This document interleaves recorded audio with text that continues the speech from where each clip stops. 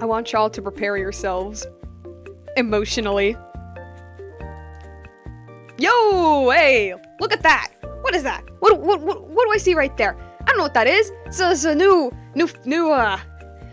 PNG thing. New update. A little update on my on my little still. I don't know what to call it. The PNG tuber thingy. I don't know. Whoa, spooky. Look at that. Hey, we're back. Maybe, I don't know, maybe it's a bit too big of a jump between, like, the drawing and the speaking, but I don't know. So, let's see. Cora says hello, hi. Jumping Juju says hi as well. Jumping Juju also says, how's your day? It's been pretty good. I literally, like, thought about, like, you know, my streams, my streams need a bit of an update, you know, a little, like, aesthetically. Yeah, Cha Hyung Soo, I hope I pronounced that right, says, hey, what's up? Hi. And Cora says, whoa, she has legs. Yes, guys, I have legs now. New, new update. Peppermint has legs.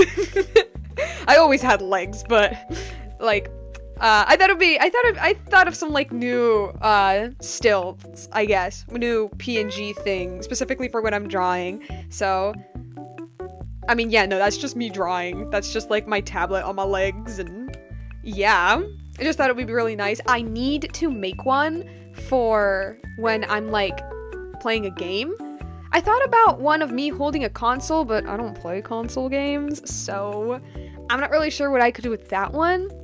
And then of course there's just like this frame right here, just this talking frame thing. And are the eyes too low on the face? They might be a little too low on the face. Anyway, yeah, maybe like a talking frame. I don't know. I'm still thinking. But I mean, yeah, no, I'm stalling. Also, Infinite Void. Whoa, look at that! That's new! Eh? I don't know. Just wanted to, like, update a couple things. Okay, but, oops, sorry, that was a mistake. Actually, I don't even know what I just did. Let's just get to drawing. Let's just start. So if you guys missed last stream, I don't know if y'all can see that super well. Hold on a second. So last stream, we, as if all of us drew this. Actually, yeah, let's keep the we. We drew this little piece. If you guys didn't know, this is supposed to be, Xbalanque and Renova from Genshin Impact, or more accurately, my Xbalanque design. More accurately, like, a little design that I made for him. And then Renova because, Genshin just released, like, the designs of all of those shades. And, I kind of wanted this cute little drawing together, just because I thought it was fun, it was nice. So now we're doing the line art. Okay, so I think I'm just gonna do Xbalanque's first, simply because it's easier. Yeah, we're gonna do his first because it's easy. I need to name them. Whoops.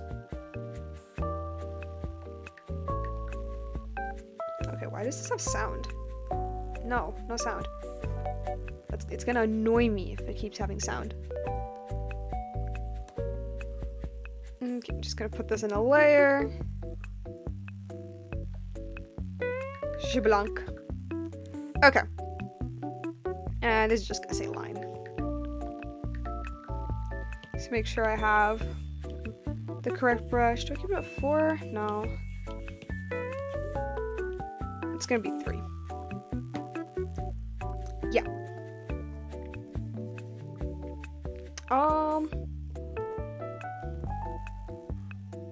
I mean, yeah, I don't know what else to do. I guess I'm just gonna draw.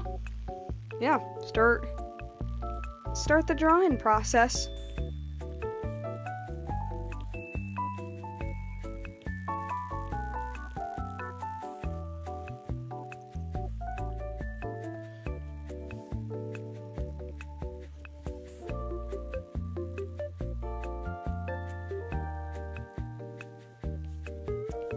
I don't think I'm going to make this drawing into a very, I don't think I'm gonna put any, like, fancy shading or anything for this one.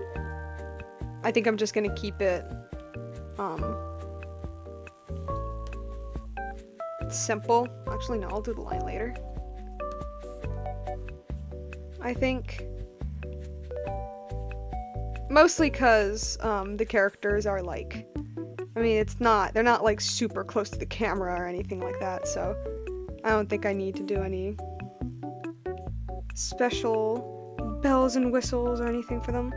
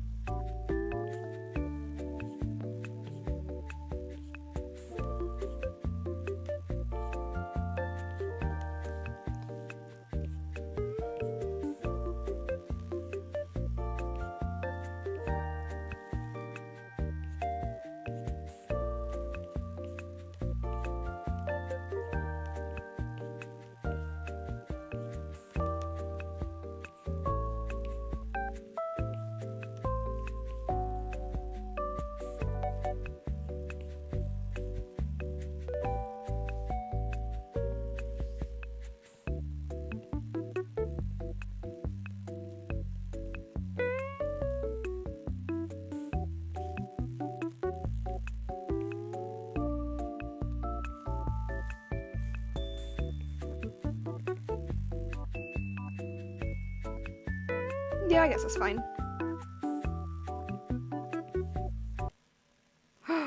Did the music just stop? Oh, no, it didn't stop. It just had an ad. I thought this was ad-free. This was supposed to be ad-free music. Oh my goodness. Get more with Geico. I'm stuck with this. Leave! I thought this was supposed to be an ad-free thing. It's supposed to be stream music, Stream Cafe. Why are you putting ads in something that's meant for streams? That's mean, that's evil. Why would you do that?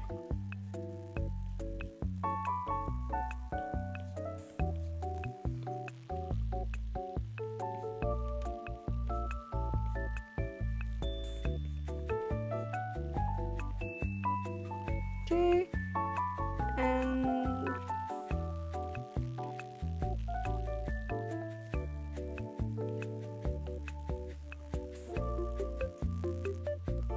all right. False advertising, literally. Literally. That's no good. So, Jorge Rivera Herranz, creator of Epic the Musical. Well, okay, maybe not recently. It was like a couple months ago. Some time ago, he announced that he was making the Iliad, and that makes me so incredibly excited. Not necessarily because it's the Iliad. I know squat about the Iliad, but you know, it's more epic stuff. Although there is a tiny part of me that's like, yo, dude, like, I get that you're like super excited and that you want to like work on this like right now and everything. There's like a wee little part of me that's like, you do know that you can take a break, dude. 'Cause like some time ago, I forgot how long ago, but some time ago he was asked if he wanted to make a musical for the Iliad. And he said, yes, totally, 100%, of course. But, and then he basically talked about, like, he spent, like, the past, like, 5 years just working on Epic the Musical. And, now that he finished it, he's kind of like, I don't know, I kind of want to take a break, you know? I don't want to spend that much time working on I don't want to spend the rest of my 20s just working on musicals. I want to try to do other things instead. And I was like, yeah, that makes complete sense. I mean, he obviously loved the process, but you know, It's like, get out there, go outside and touch grass. And then literally, like, a couple months ago, he made a post being like, okay, so I know I said that I was going to be taking a break from musicals, but hear me out. I am super interested. I am so excited for like what I could do with the Iliad and blah blah blah blah blah blah. And then on a random day, he just dropped, I'm working on the Iliad. It's called Ilium. And I'm like, this man can't be stopped. This man cannot be stopped. Ah, he's like Miyazaki, where everyone's like, please retire. And he just keeps coming back. And he's like, no, I'll make another amazing classic. Even when I retired like 5 times. Cora says, mental health breaks should be mandatory, even for passion projects. Yeah, no, I fully agree. Because, man, when I finished my Robin Hood thesis film, I legit, like, refused to draw for, like, the next 2 months. Because I was like, dude. And I loved it, okay? I loved working on that so much, but my goodness, I was like, I needed a break. Chow Young-soo says, BRB. Alright then. I needed a break. And unfortunately, I still don't feel like I've gotten back into the swing of things, unfortunately. Like, even with my little Robin animation that I made, like, a couple weeks ago, that I finished a couple weeks ago, I mean. Not even with that one, I feel like I've, like, really gotten into, like, the swing of things. I don't feel like I'm like, back in my groove yet. Although, maybe that's just adult life beating down on me. I don't know. I don't know. Things were simple when you're young. Things were so simple when you're young. And then now you have, like, taxes and stuff. So, oh no, that's gonna be...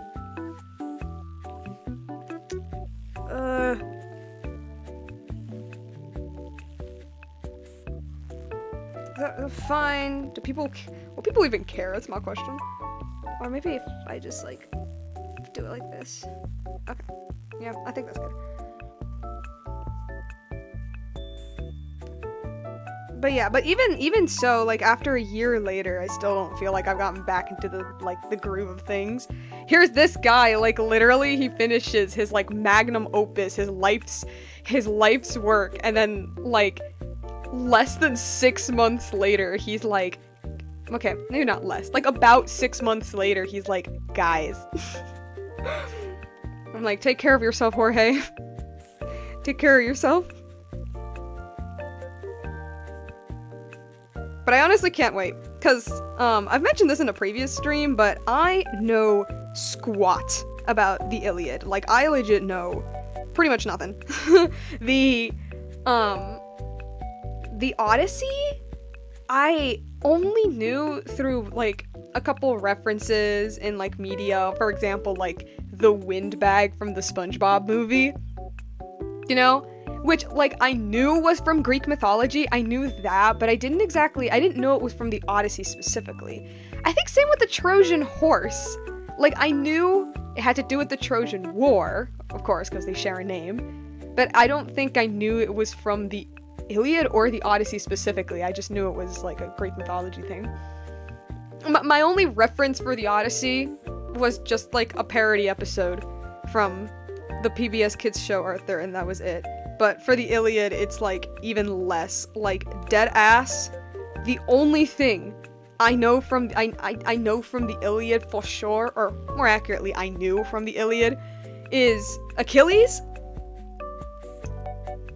heel, and like the Trojan War, which I know I said I didn't think the Trojan War was part of the Iliad, but what I mean is I wasn't sure. Like, I think that's from the Iliad, but I'm not completely sure about that. And I think the Iliad is literally about the Trojan War. So, Yeah, but like honestly, it was just Achilles. Achilles is like my only frame of reference, and even then, I know not that much from his story. I knew that his mother would dunk him in some water when he was a baby, and it basically made him like impenetrable, or it made him like invincible, but so he wouldn't drown. She held onto like his heel or like his foot area, and she held it so tight that the water never like touched that place, and so like he was basically invincible except his heel, which is why he was shot in the heel and eventually died. And that's it. That was pretty much all I knew. There's Patroclus, but I'm gonna be honest, the only reason I know about that the only reason I know about that is because like that book, that Song of Achilles fandom is just like everywhere, absolutely everywhere. So yeah, and I need to fix this part here. Okay, it's fine, I guess.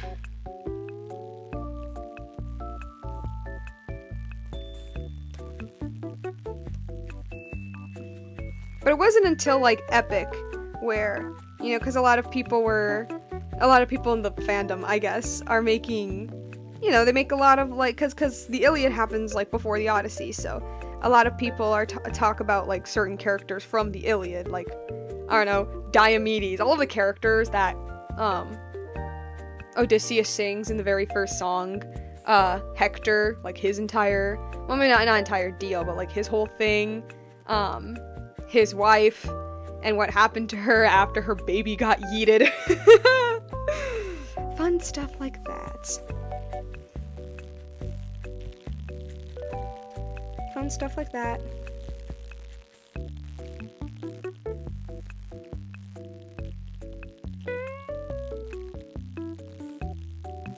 Okay, that should be fun.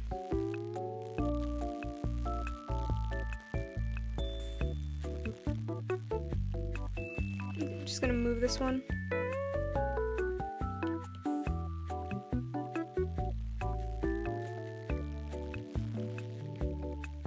To make it a bit more centered. Okay.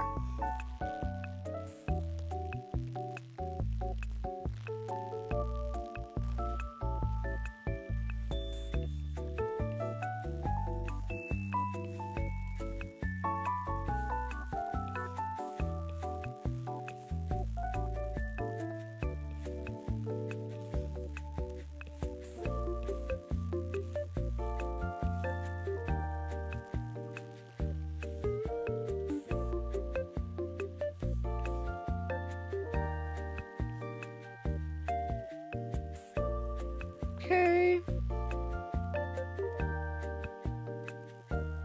If I like lower these pieces instead, because if not, they're just gonna endlessly annoy me.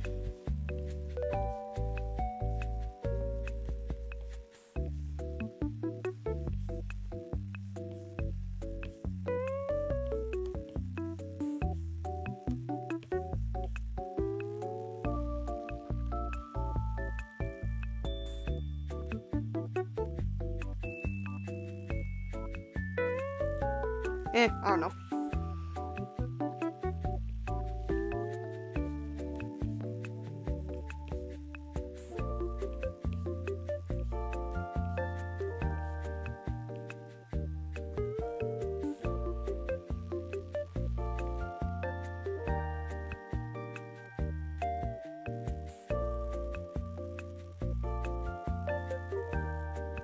Okay.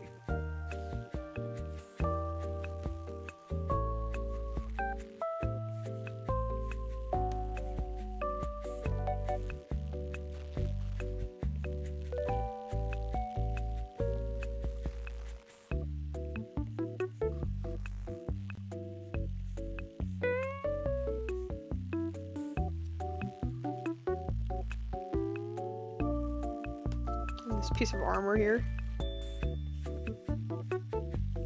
It's a bit more detailed in the actual mural, but another ad. Yeah. Ah, that's the sound of someone who's misplaced. My debit card. Get out of here. Thank you. I'm still mad. This was supposed to be like, I thought this was ad-free music because it's specifically for streams. Ugh. What a lie. A complete and utter lie. Sigh.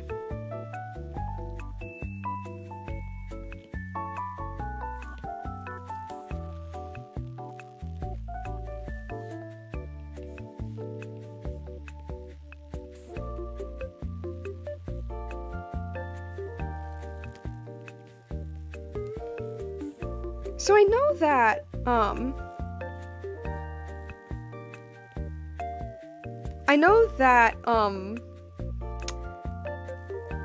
I've technically told myself, no, you're not working on this until way later. Wait, Cora says, lying liars who lie, shaking my head, literally. How are you going to call yourself Stream Cafe? You know, how are you going to post, like, how are you going to post music that's specifically meant for streams, and then monetize that stuff? How dare you? Which, I mean, okay, I get it, you need to make cash, but think about the streamers. Think about the streamers.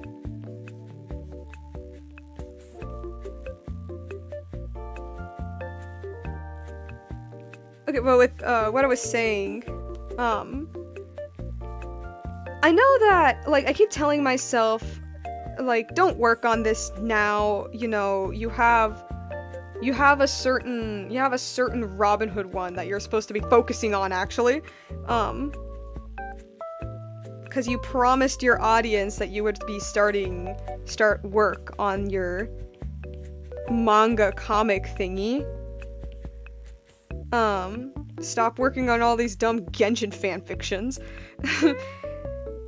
And I do try to, like, cause, like, right now I'm kind of, like, in my research phase, which you could be like, oh, but Pep, didn't you do the research, like, the first time you wrote this? I thought you wrote this, like, a million years ago. And it's like, yes, I did, but, number one, like, it was a million years ago, and number two, there were a lot of, see, my writing at the time, my writing back then was very, very, like, shoddy. Well, I mean, no duh, because it's some old writing. But I guess what I mean was,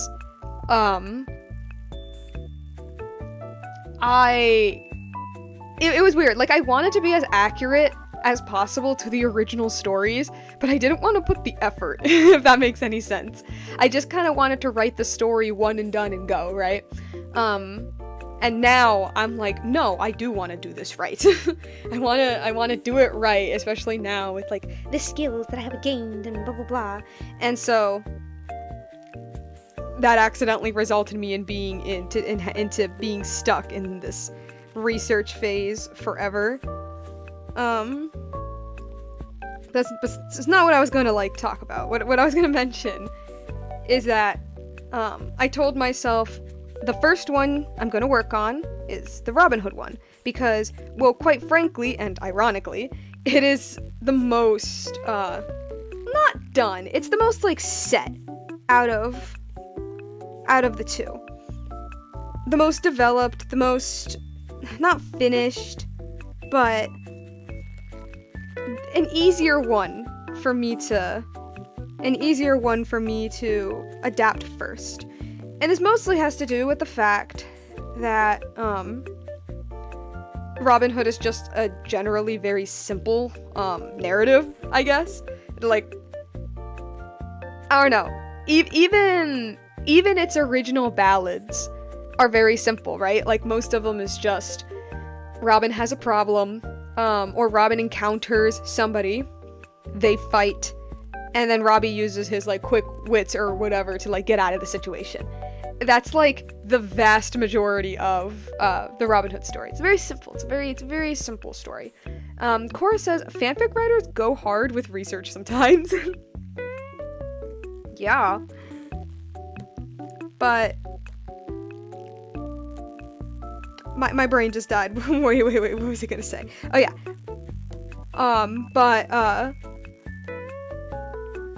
It's, I keep losing what I'm about to say.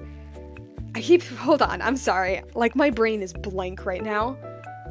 Even though the Robin Hood one is going to be the first, because it's the most simple, and because it's the most simple, it's the most, like, set, I guess, out of all of them. There's not really, I want to, like, remove from my original draft. I just kind of want to, like, tweak a couple things, develop it a little bit, just have it in a presentable state that, you know, actually feels like a legit, like, cohesive narrative, blah, blah, blah, blah, blah, blah, blah.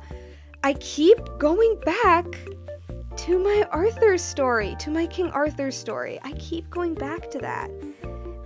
Because, I think I introduced my Robin Hood and Arthur story around the same time. Both of them is what I mean.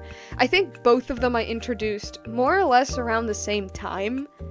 But the Arthur one is one that I've been working on longer. It was the first. I'm sure some of you guys know this.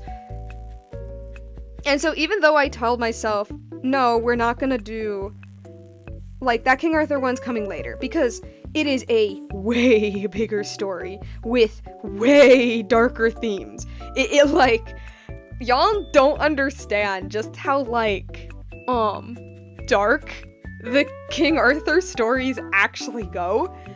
And one of my goals way back, when I first started writing it, was to not sugarcoat any of the dark elements. Like, I wanted to, I guess, be, like, different from, like, your normal Robin Hood as well. Your normal, like, King Arthur adaptation.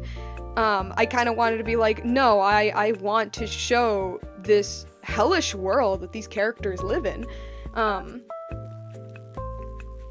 And I think I accidentally kind of, like, went off topic a little bit. Basically, it's my baby. And it's my first. Right? And because it is my first, it's the one that I always go back to all of the time. And even when I'm supposed to be working on the Robin Hood thing, I keep slowly going back to Arthur and still trying to, and like, you know, writing out my ideas for, like, character stuff and how the story is going to flow. And is that yet another ad? You probably know this is print for business cards, but did you know we print everything you need to put your brand in front of... Thank you. Ugh.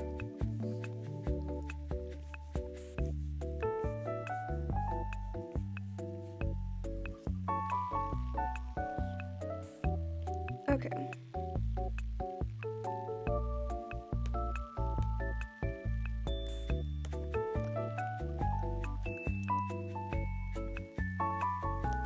Okay.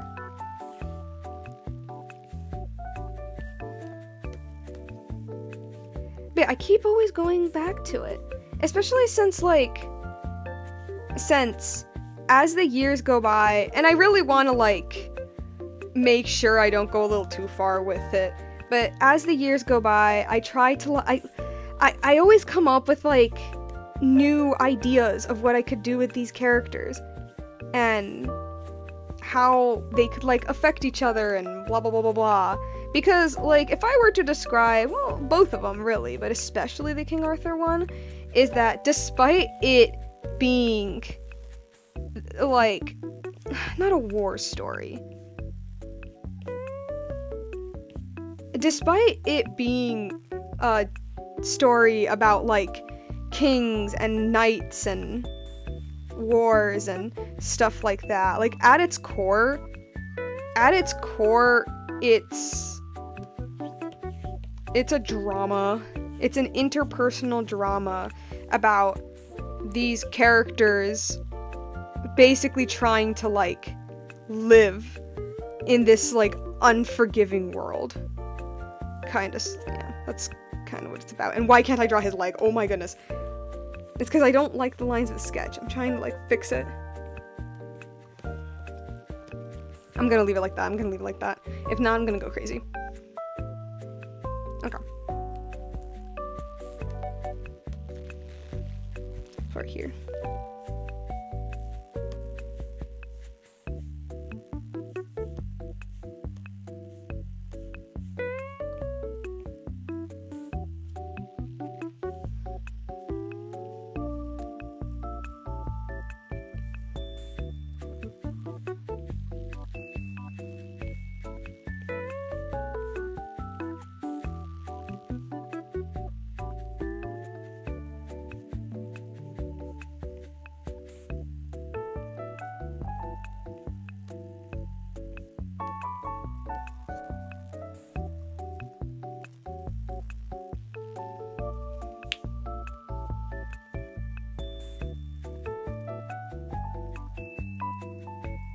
Okay.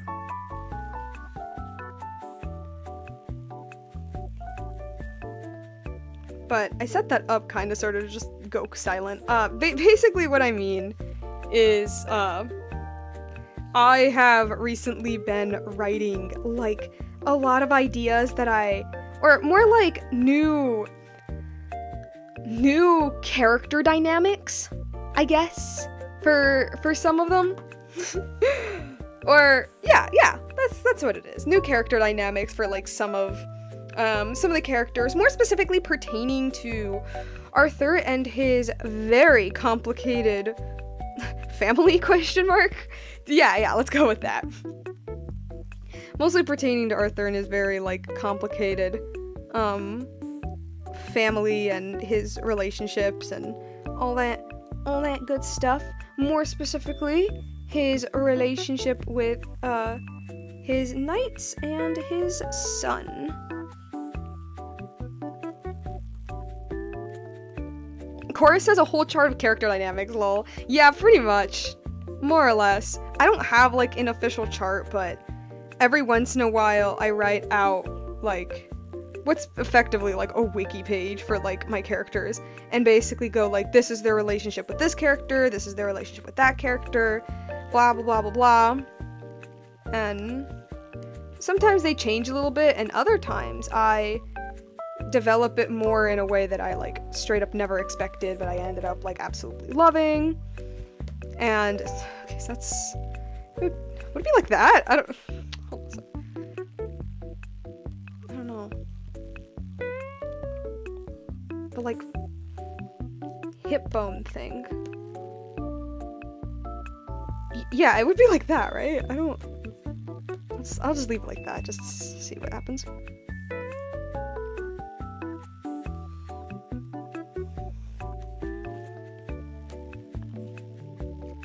I know, I'm sorry guys, he's just like Aladdin from the Disney movie, no nipples.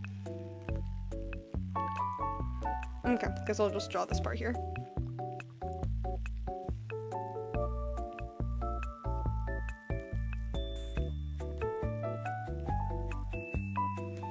So yeah, but especially with like a big change that's like happened with my Arthur story since I first wrote it is really thinking about like how their, I guess, life circumstances.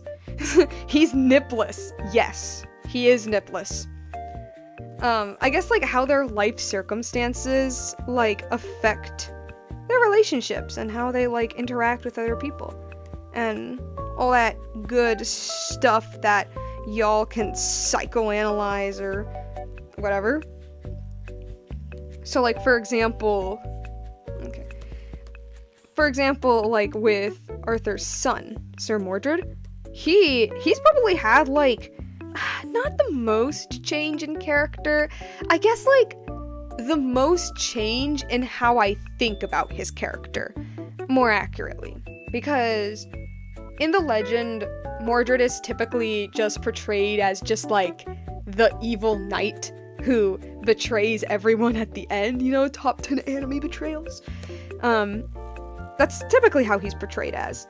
And in my very first draft, he kind of I wanted to give him a bit more of like a tragic edge, of course, but I mean, yeah, I guess he was just angsty teen. Yeah, that's a good way to put it. Yeah, in my first draft, he was just angsty teen, and even when he's like he's like 20. He still acts like an angsty teen. Oh, Cora says, in a previous stream, you mentioned that he tried to kill Arthur? Yes. Yes, he does.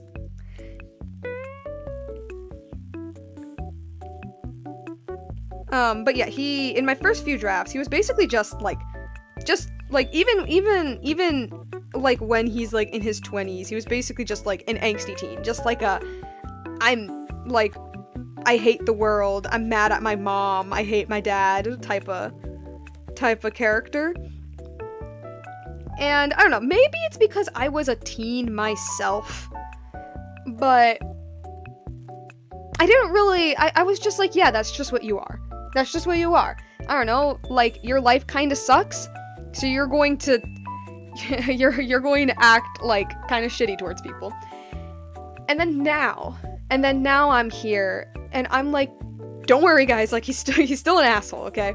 He's still an asshole, he's still kind of a little bit the angsty teen, but I guess, like, the biggest change I made to his character is exactly how he's, how do I put this? Who he is, I guess. Or I guess just like I guess I really want to emphasize the fact that he's not angsty because, I don't know, mom didn't give me my chicken nuggets or anything, but more like this is a kid who's been not only like severely abused, but also very isolated. Like this abused, isolated kid who does not know how the world works. He pretends like he does, but he actually doesn't. Or he wants to be an adult. He really does, but he doesn't really know. He's not mature. I don't know if this is making any sort of sense. This is very scattered. He wants to seem grown up, but because of his life circumstances, he knows less than even people his age. He's less mature than people his age, yet he wants to act like he's more mature than they are. I guess like in the simplest terms possible, Mordred looks like he knows a lot, or more accurately acts like he knows a lot, but he in fact is very innocent. And I thought it would be a very interesting juxtaposition, because I want, like, the way he talks, the way he acts to be very, brash, very, like, irreverent, not very respectful, basically a guy that you're like, oh, you've been through stuff. And he has been through stuff, but not as much, I don't know. He's been through stuff, but he's still very ignorant to the world around him, I guess, is how, like, I would put it. I don't know.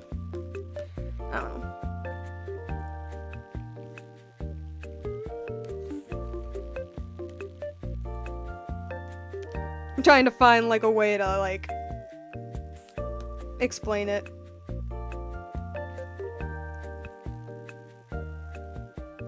Sorry, okay. So he's definitely had, like, and it's not just Arthur, I've also changed a little bit, like, how he interacts with his father as well. I've changed how he interacts with his father, his feelings on his mother, and also, like, his dynamic with Guinevere, which is Arthur's wife. So, stepmother? Yeah. Like, also just his dynamic with his stepmother as well. I've changed a little bit as well. Because in my first draft, Guinevere and Mordred really did not have any relationship at all. Not because it was a deliberate choice by me, the author, but because I quite literally never even put that in the story. I didn't think about it. I didn't think about him having a relationship with Guinevere, and so I never put it in there. But now I'm sitting here being like, no, because I want a big part of Mordred's story to be him really struggling with acclimating to, well, not a normal life, but a life more normal than what he lived, I guess, yeah. And him really struggling to acclimate with that. And that involves him basically like figuring out his very complicated place in this family. Kind of like evolved into that. Another ad? They say to only bring what you can carry. So with the all-new 2025 Ford Expedition Tremor. Yeah.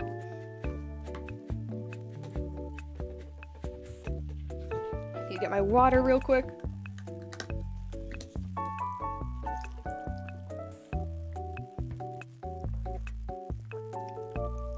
Cora says being a part of an actual family. Yeah. Pretty much, yeah.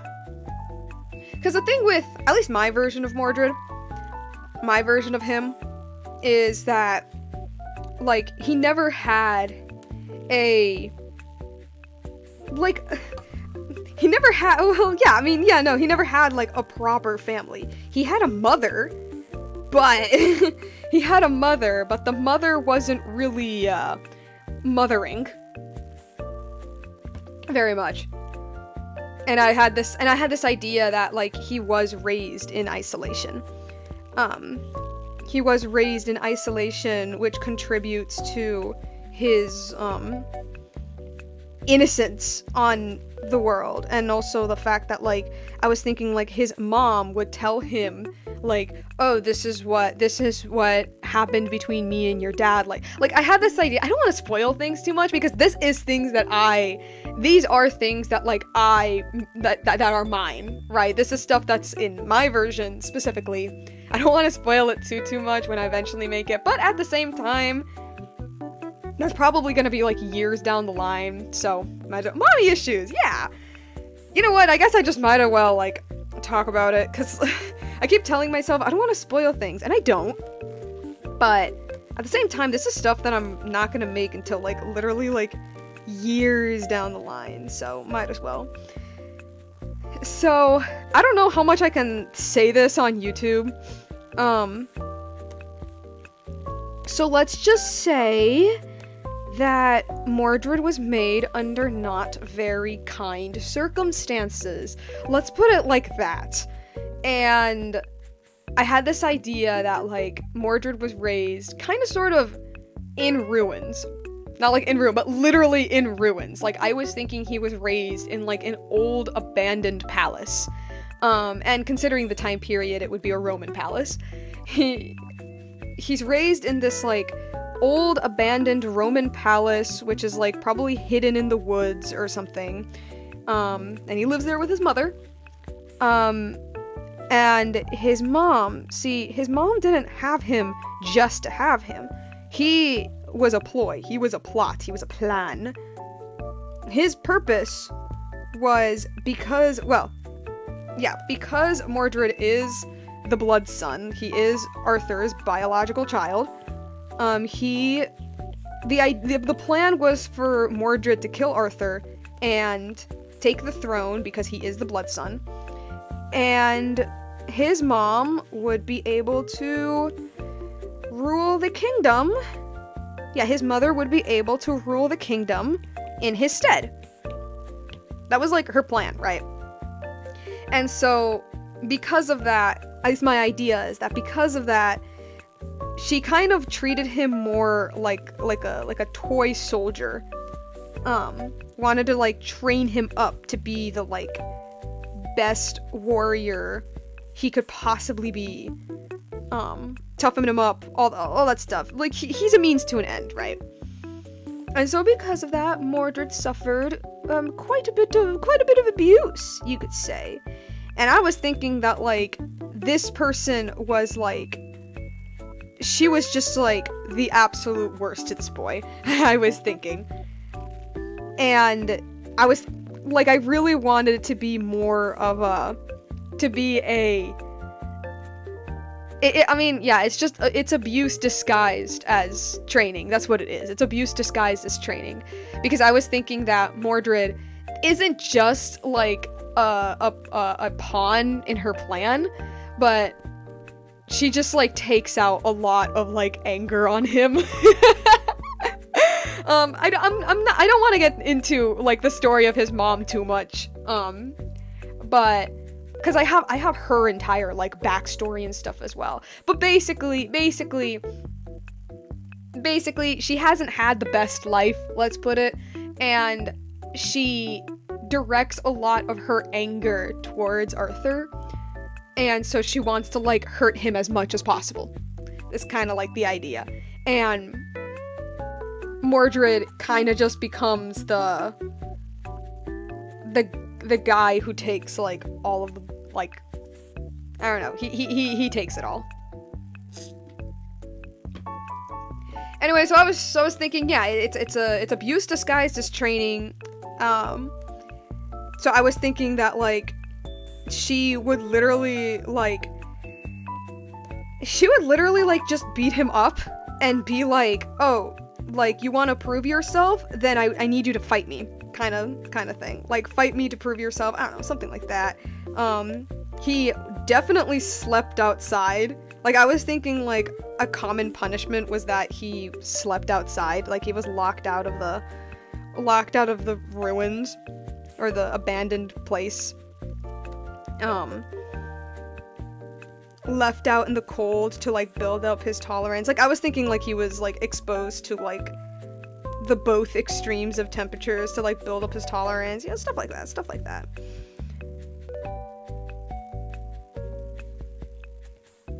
Probably forced to, like, fight until his, like, muscles collapsed. Fun stuff like that.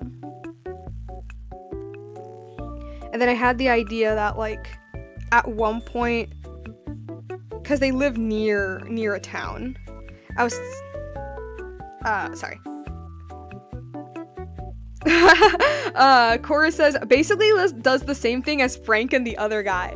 Yeah, more or less, yeah. I was actually, like, thinking that a little bit, but yeah, I don't know. I was just thinking, like, she just abuses him and beats him up on occasion. And although she claims it is training, like, it's really just her taking her anger out on this. Whoops, it's just her taking her anger out on this boy. And I was thinking that eventually one day he decides to, like, this is still when he's like little. I was thinking that one day he decides to try to run away because they live, like, close to a town or something. And so that's exactly what he tries to do. He tries to run away. And he bumps into a guard, like, patrolling the area, and the guard, I was thinking, like, can quickly tell that something's wrong. Like, the guard is like, okay, this boy does not seem to be, like, he seems to be really frazzled, he doesn't really know how to talk to people, I have never seen him in this town at all, and just friendly reminder, this is, like, back in the old times, so, like, you know, typically people basically knew everybody who lived in the town. And so this guy's like, I've never seen this boy before, and he very quickly is like, and Mordred at this point, he's like 10 or something at this point in the story. So I was thinking that the guard is like, are you okay? Like, something is wrong, are you okay, boy? Stuff like that. And then I was thinking his mother arrives, and she just acts like, you know, the, like, oh my gosh, my son, you found him, thank you so much, I was so worried about him, you know, stuff like that. And then the guard is like, oh, yeah, you're welcome, ma'am, like, I don't know, make sure to watch him next time, or something like that.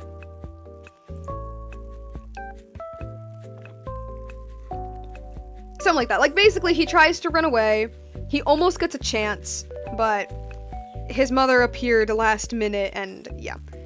And then, of course, he was punished severely. He was punished severely. And, yeah.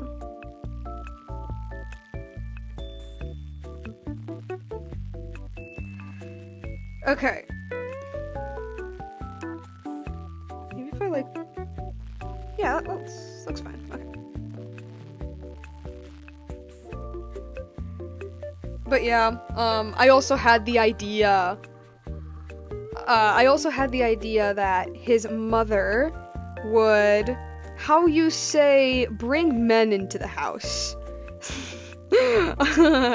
Yeah, she would, how you say, bring men into her house, you know? And I was thinking that these men, would also just bully Mordred as well. I don't think they would go as far as to, like, fight him because he's a little boy. They wouldn't do that. Hopefully. Probably. But I don't think like in my brain, like, they're not, like, outright, like, punching this little boy. But I was thinking that they do make fun of him. They do egads? What? What's an egad? They would make fun of him, they would bully him, they would, like, I do imagine that they would, like, he would try, like, little Mordred would, like, try to fight them, right? He would, like, run up to them and try to, like, punch them or something, and then the men would just kind of, like, stop, like, I don't know, like, stop his, like, punch, and then, like, laugh at him and all that stuff. And his mother, well, of course she didn't do anything, like, obviously.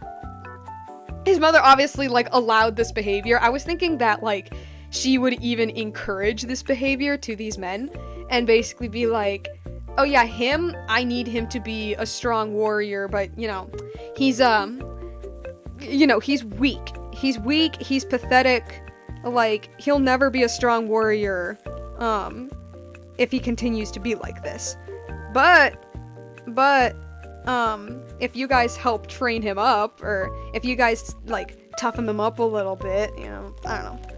I was thinking, like, she does encourage, like the behavior as well, just to make it worse. And then, like, as Mordred got older and more unstable, yeah, as Mordred got older and also more unstable, I was thinking that it, like, I mean, as a kid, he's already wanting to fight these men. I was thinking that, like, when he's older, when he's, like, once he hits his teens, he is straight up, he's trying to fight these men. Just straight up. And because he's older and stronger and a bit more skilled, I was thinking that, no, he is able to land, like, a good blow, or he is able to, like, make a cut. And so I was thinking, like, it slowly evolves from just this little boy being bullied to, like, him actually fighting these guys. Him actually getting into fights with these guys. And of course, his mother does not do anything. And of course, like, if he loses the fight, then his mother would just chastise him, like, oh, you're weak, you're pathetic, you suck, blah, blah, blah, blah, blah, blah. All that very healthy thing to say to a child. And, yeah.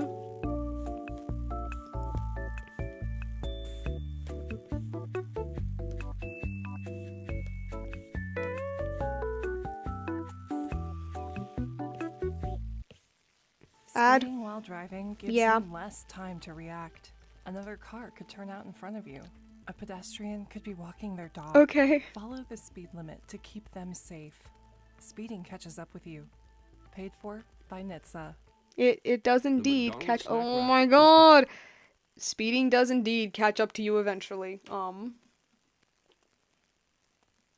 few days ago, there was, like, a car accident near where I live, and I have no idea how fast these guys were going, but their car was, like, absolutely demolished. It was destroyed. There was, like, nothing left. Anyway. Oh, come on. Okay, fine. But, yeah. So eventually, like, after Mordred is, like, 14. When he's, like, 14, that's finally that's the time that his mother determines, like, okay, like, now I think it's time for our plan to actually start. And for you to kill your dad. Oh my god, I completely forgot to mention this. So I was thinking that, like, she feeds him a lie about his father. Because, of course, her ultimate goal is to kill Arthur. That is her ultimate goal. And because Mordred is the one who will achieve that, you know, she has to give him some hatred, you know? And so I was thinking that, like, she tells him, like, your father left. Your father never cared about me. He never cared about you. He just dipped the family and left us, like, poor and broke, and that's why we live in this abandoned palace. That was, like, an idea that I had. And yeah. So eventually, when Mordred's like 14-ish, when he's like 14, that's when his mother finally takes him to Arthur. Now, of course, Arthur had no idea any of this was going on. Arthur had no idea any of this was going on. To make matters 1,000 times worse. To make matters 1,000 times worse, not only did Arthur not know what was going on, Arthur straight up did not know he had a child. Let's put it like that. He was not aware of this. And so, I mean, obviously her story is completely false, of course. It's not that Arthur left the family, it's that he straight up had no idea what happened. And so Mordred finally meets up with his dad. Arthur's like, who are you? Demon FD says, buenas noches. Okay, buenas noches.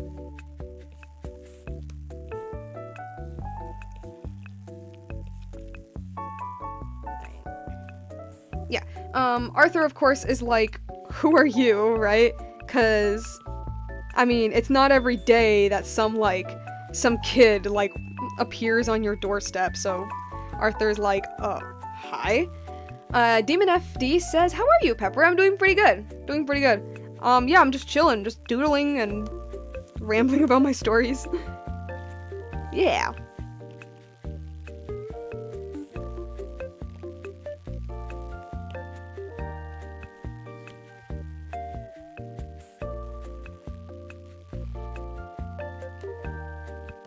Okay.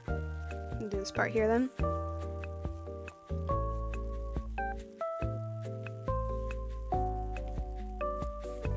So yeah, so Arthur then is like, who are you? I don't know who any of you are. Eventually he does find out. Eventually. And let's just say that Artie doesn't like he kind of freaks out just a little bit. Just a tad. You know, just a little bit. I mean, he totally doesn't, you know, like, lean himself, like, on the wall. Whoops. With Asana, oh my god. Level up your goals by connecting them to relevant projects. Leave. So every team knows their role in the bigger picture. Asana, the #1 AI work management platform. Try for free today at asana.com. Ugh. Okay, you. He totally doesn't lean over the wall. He probably has, like, his hand over his mouth. He's just like, dude, what the hell? What? Huh? He's freaking out, let's say. And so I was thinking that, like, when he first meets up with Mordred, he's just like, he instead has, like, instead of being like, oh, hi, son, with open arms, he's just, like, stunned. And then I was thinking that, like, the only thing he can really do with this kid is just, like, laugh. But laugh through the pain. But anyway, because, again, I don't know how much I can say this on this platform, but, some very dark implications. Artie realizes that some very dark implications occurred, and he's kind of having a bit of a moment. But my Artie, my version of his character, he's a nice guy, okay? He's a nice guy, ultimately. And considering this boy's mother, like, Arthur does feel bad for him. Quite a lot, actually. Quite a lot. And so Arthur's like, yeah, I will take this kid. I will take this kid. I will make him into a knight. I will, like, I'll save him from, like, whatever this woman did to him, which was a lot. Chorus being like, I have a kid, cool. Wait, what? It was more like, I never mentioned this. Okay, so, well, I have mentioned this, but I mentioned this like a bajillion years ago. So, Arthur and Guinevere being Arthur's wife, in most of the Arthurian canon and like most of the Arthurian stories, they do not have children. And in my story, I mean, they also don't have children because that's like the general, yeah. They also don't have children, but in my story, it's because they can't have children, right? Arthur wants a child, but he can't. And he just kind of has to like accept that. And so when he finds out that he does have a kid, his first reaction is to deny it. Not because he's like, I can't believe this, but it's more like, no, I don't have a kid. Like, I don't. Like, my wife and I wanted, it never happened, I don't have a child. And then, like I mentioned earlier, he kind of had some memories from his past, and kind of realized, oh, that's what happened, and has a moment. He just kind of like, oh. Anyway, so he takes in Mordred, of course, knights him, and, because he feels bad for him, obviously. He feels bad for this kid. However, I had this idea that he doesn't tell his wife about this at first. He doesn't. He does tell some of his knights about this, though. And maybe that does require the tiniest bit of context. He's known some of his knights longer than he's known his own wife. Like, some of those knights, one of the knights is his foster brother, and another is, like, a friend he's been having since, like, friend he's been having. What am I saying? It's a friend that he's known for like the majority of his life.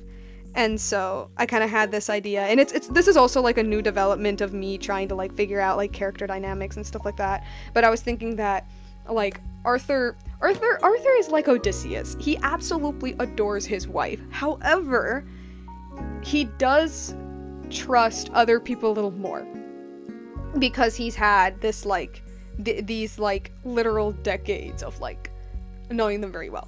So he tells them about Mordred, but he doesn't tell his wife. And then he eventually his wife finds out about this. I completely forgot how. It's in a super long outline that I have written out that you guys don't want to see because you guys are going to think that I'm crazier than I already am. But Guinevere does eventually find out about this.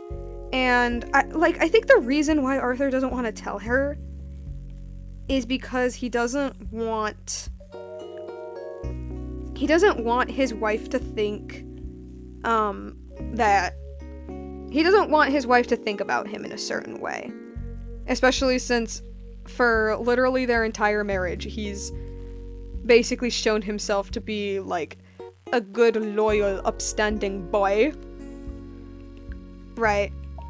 Now, of course, the situation is very much not what it's very much not that, let's put it. The situation is very, very, very much not that, but he fears that it will be seen as that, and he fears that Guinevere will see it like that, even though it's not. But she eventually finds out about it, and I was thinking, like, she does get mad at him, not because of the child's existence, but because the fact that he kept something like that a secret, not for very long, mind you. I was thinking he only kept it a secret for like a couple months max.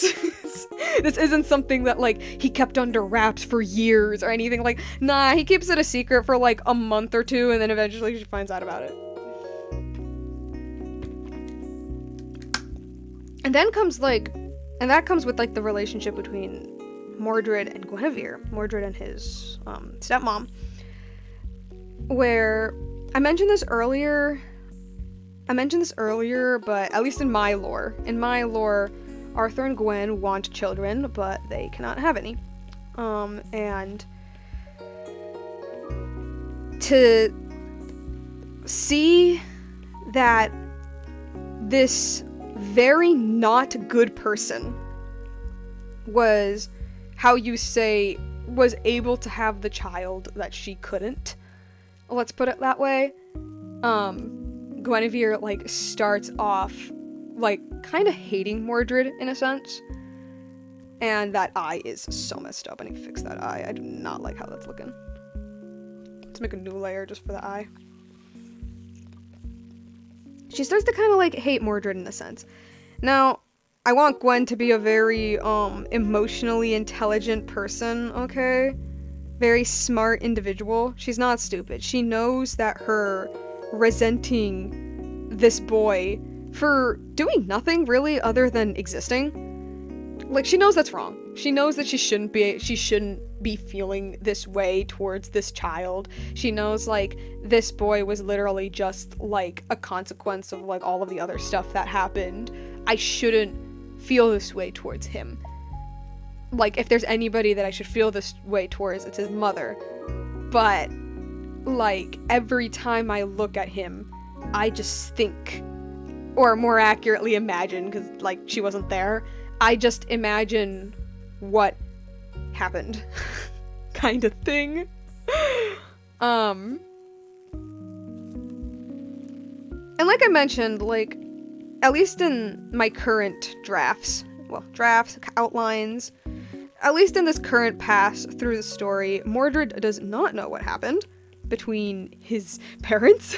He does not know that. He still thinks that his father just abandoned him. And after he sees that his father absolutely adores his wife, he thinks, oh, like, he left my mother for another woman. That's his perception, at least.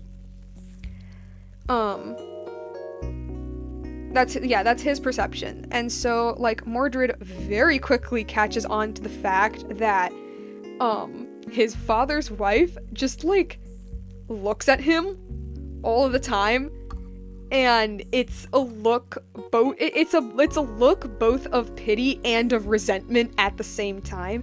And I mean, he obviously doesn't know why she's looking at him that way. All he knows is that he's constantly being, like, looked at. And then I was thinking that, like, the other knights as well also look at him in a very similar way. Not in the exact same way, but also in a certain way that kind of bugs him. And okay, hold on a sec. Let me look. Okay, that's fine. That's fine.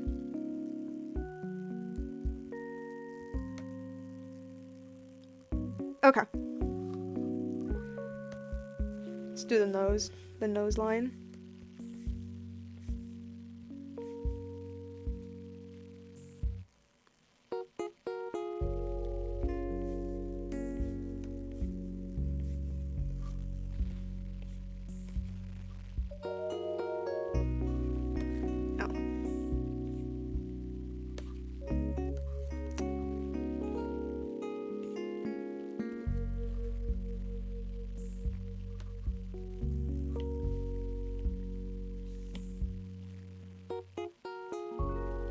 Just trying to, like, find a...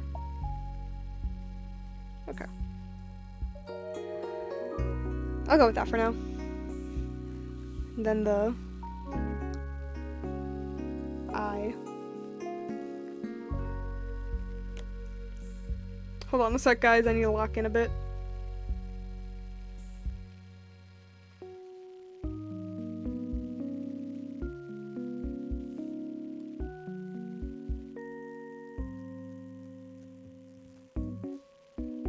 Okay. And I'm gonna fix this because I am not liking how it looks.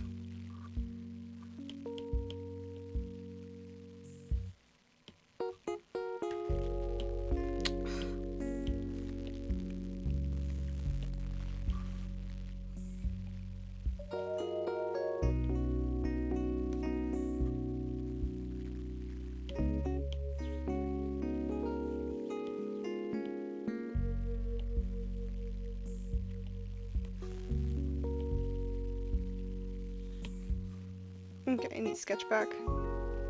Oh, it goes down? Seriously? Ah.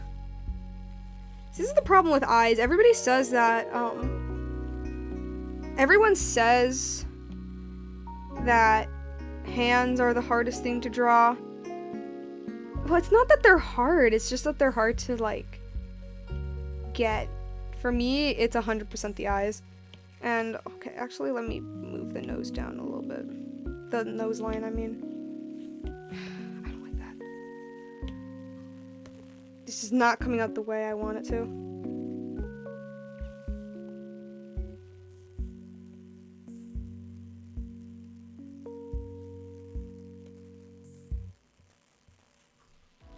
A real Etsy buyer review for handmade home Okay, decor okay, by a that real looks Etsy alright. seller.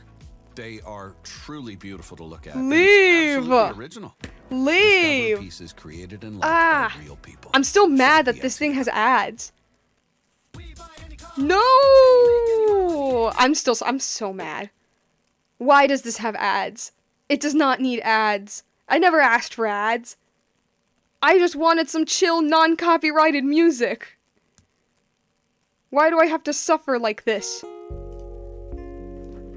Gah. Okay. Jablanka's done. I can work on Renova. Time to work on her. Just gonna name everything. Lawn? Loan? No. Line.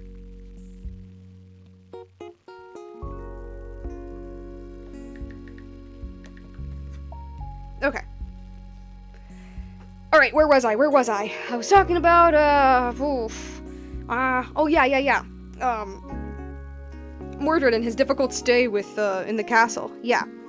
So, yeah. Yeah, his stepmother, I was thinking, just kind of looks at him sometimes. Same thing with the other knights. Not necessarily in the exact same way, of course, but definitely look at him and think about things. Meanwhile, Arthur, his dad, who is very much trying to move on from that event, instead is, trying to, engage with his son. And I was thinking that Arthur, as a way of coping, I guess, tells himself, yeah, I guess, as a way of coping or something, he tells himself,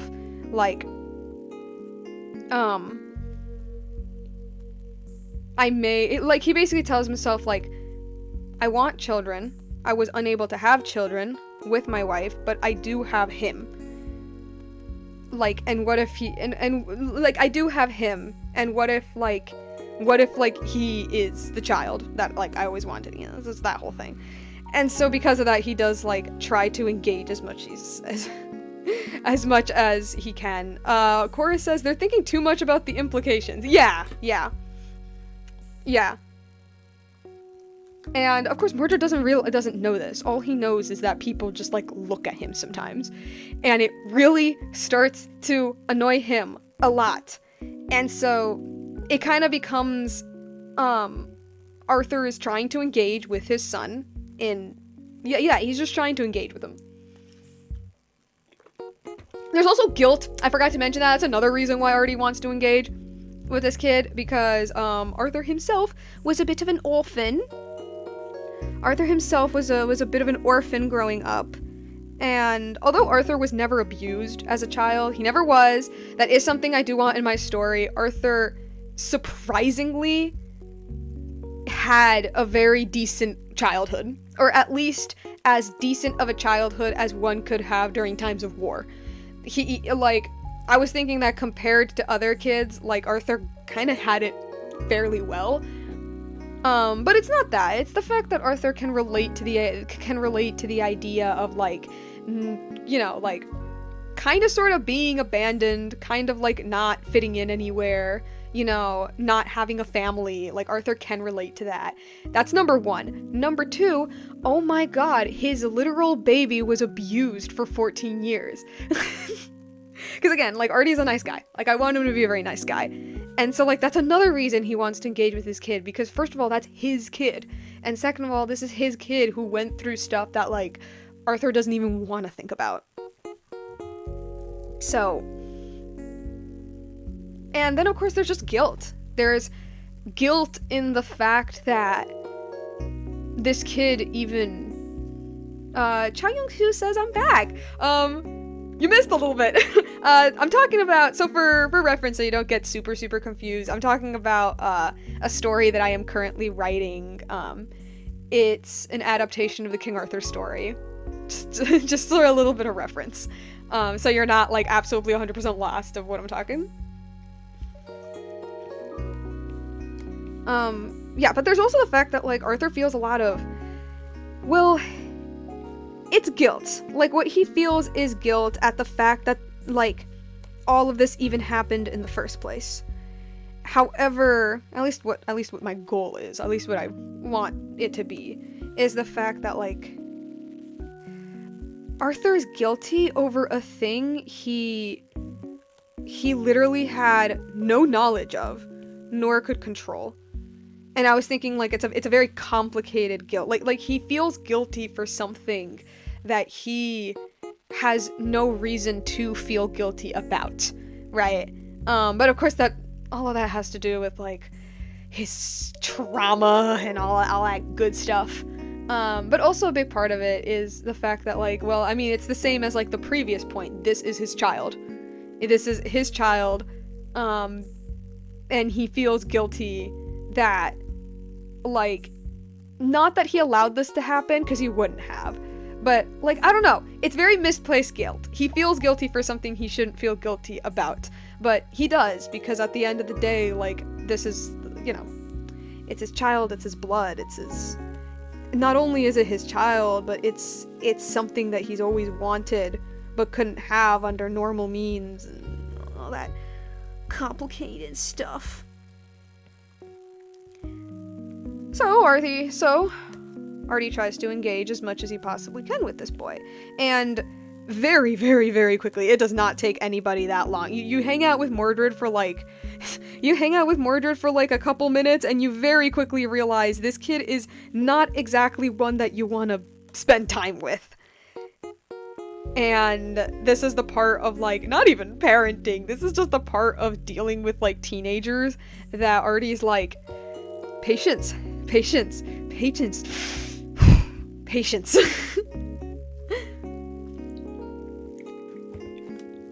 Imagine Mordred, because he's one of the rules I gave myself, again, for, like, this iteration that I currently have as of now, in this iteration that I have, because I mentioned that Mordred is, like, very innocent, one thing I really want to give him for his character is that he has no filter. Mordred absolutely does not have a filter. And not because he lost a filter, but because he never developed one in the first place. You know, like, this is a kid who could basically say, like, whatever the hell he wanted. Or more accurately, this is a kid who just never had much opportunities to talk to people, and the only people he ever had to talk to were people who just insulted him all the time. And so the only real way of communication he knows is to, like, well, not insult people, but, like, the only real communication he knows is just, like, calling out people's faults, I guess. And of course, this doesn't really make him all that, likable in the court. Yeah. It makes forming relationships very, very hard for him. And it annoys Arthur to no end. But Arthur still tries, even if it annoys him.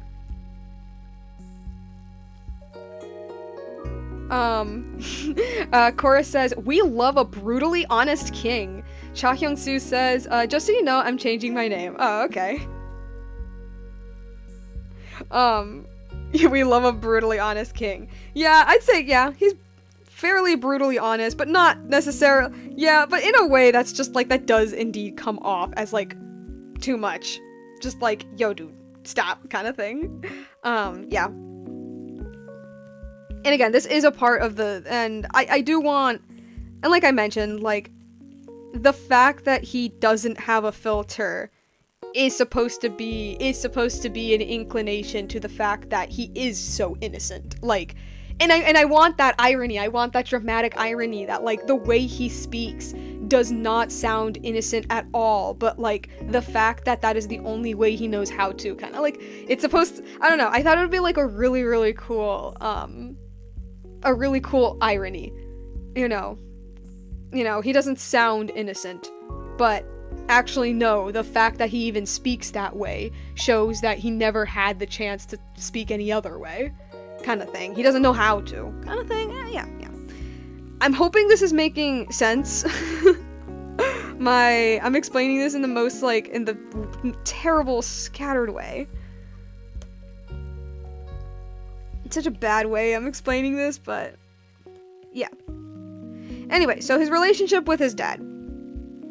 I was imagining it starts off negative, of course. Well, Mordred starts out negative. Arthur is like trying and then gets annoyed, and then Arthur is like, what am I even doing, like, with this kid, like, blah blah blah. But like he still tries. Meanwhile, Mordred is like, yeah, sure, I'll hang out with you as a means of getting information out of you, because he's still technically on a mission to kill his dad. And I was thinking that, like, at first his mission is to kill him, but then as he spends a little more time with him, he realizes something. My god, his dad is pathetic. His dad is just pathetic. This was the dangerous man my mother beat me up to defeat? Like, he kind of starts to realize that, maybe, just maybe, killing him isn't worth it. And then he thinks, well, he is the blood son. And so instead, his other plan is, well, make me a prince. That's the easy thing to do. Just be a prince, because he is the son. And there's no competition either. And, however, Arthur refuses to make him prince. Now, of course, for those who want more out of every moment this summer, Mazda has more 2025 IIH. Now, of course, because Mordred has never received anything good in his life, and nor does he expect anything good in his life. Oh my gosh, he's too pathetic to murder, pretty much, yeah. And, like, I do want it to be, like, I mean, the way he says it is mean, obviously, like, oh, my dad is too pathetic to be worthy of the knife. But it is supposed to be, like, his own way of kind of realizing, like, there's no reason for me to kill this guy. This guy is pathetic, yeah.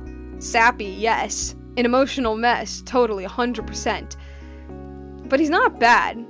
Like, he isn't this, like, cruel, cold guy that my mother described. And if anything, and this is like the big part, is the fact that, like, I had this idea that, like, within the first, like, few months of him knowing his dad has shown him, like, more love than his mother ever did.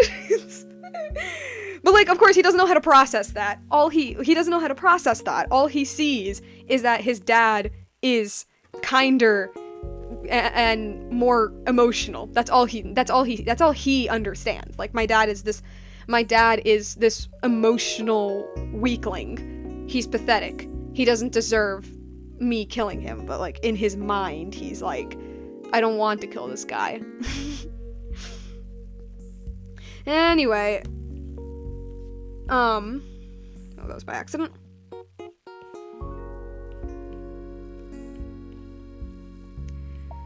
So, he wants to be made prince. Arthur says, no, you're not being prince.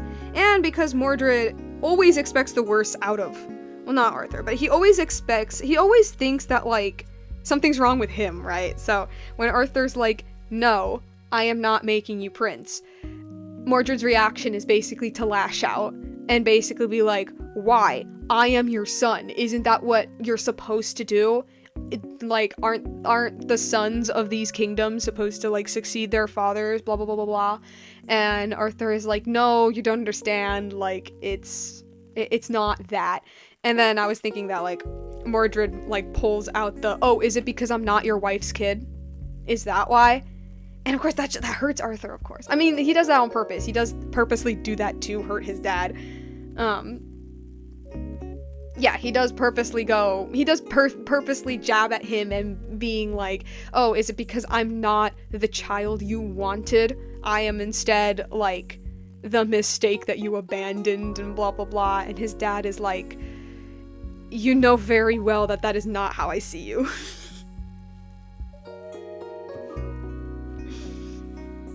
And I was thinking that, like, Mordred does pull the, like, you abandoned me card a lot, because he very quickly realizes that his dad, like I mentioned, is, like, generally a very emotional dude. And so he's like, you abandoned me, blah, blah, blah, blah, blah. And Arthur is like, I did not abandon you. And he tries to make it clear to his son, I did not abandon you. The reason why I wasn't there was literally because I didn't know. I didn't know about you. You know, if I knew about you, I would have done anything to have you here. So, yeah. And if you're wondering, like, does Arthur eventually tell Mordred what happened? Currently, in my current version, I'm imagining that yes, he does eventually, but like, when he's older. like, while Mordred is, like, 14, 15, Arthur doesn't say that. The only thing he says is, like, your mother was just a really cruel person who wanted to hurt me in so many ways. And yeah, that's basically all he can say. Like, all he can really say is, I do not like your mother. And no, I didn't abandon you. I just straight up didn't know about you. And that's all he can really say. And of course, Mordred still, he doesn't understand because he's like, he's not even getting half the story. He's getting, like, so little of, he isn't even getting a story. And to Mordred, that's just confusing because he's like, if you never loved my mother, then, like, then how did anything happen if you never loved her in the first place? Because, again, it's what I mentioned, like, it's his innocence. It's his innocence showing that, like, he doesn't understand, like, because he's never told anything. He doesn't understand. He's like, if you never loved my mother, that doesn't make sense. You have to have liked her in some way, shape, or form in the past. That doesn't make any sense. And Arthur can't bring himself to tell him, like, the actual truth because, well, because Arthur really does not want to open up that can of worms.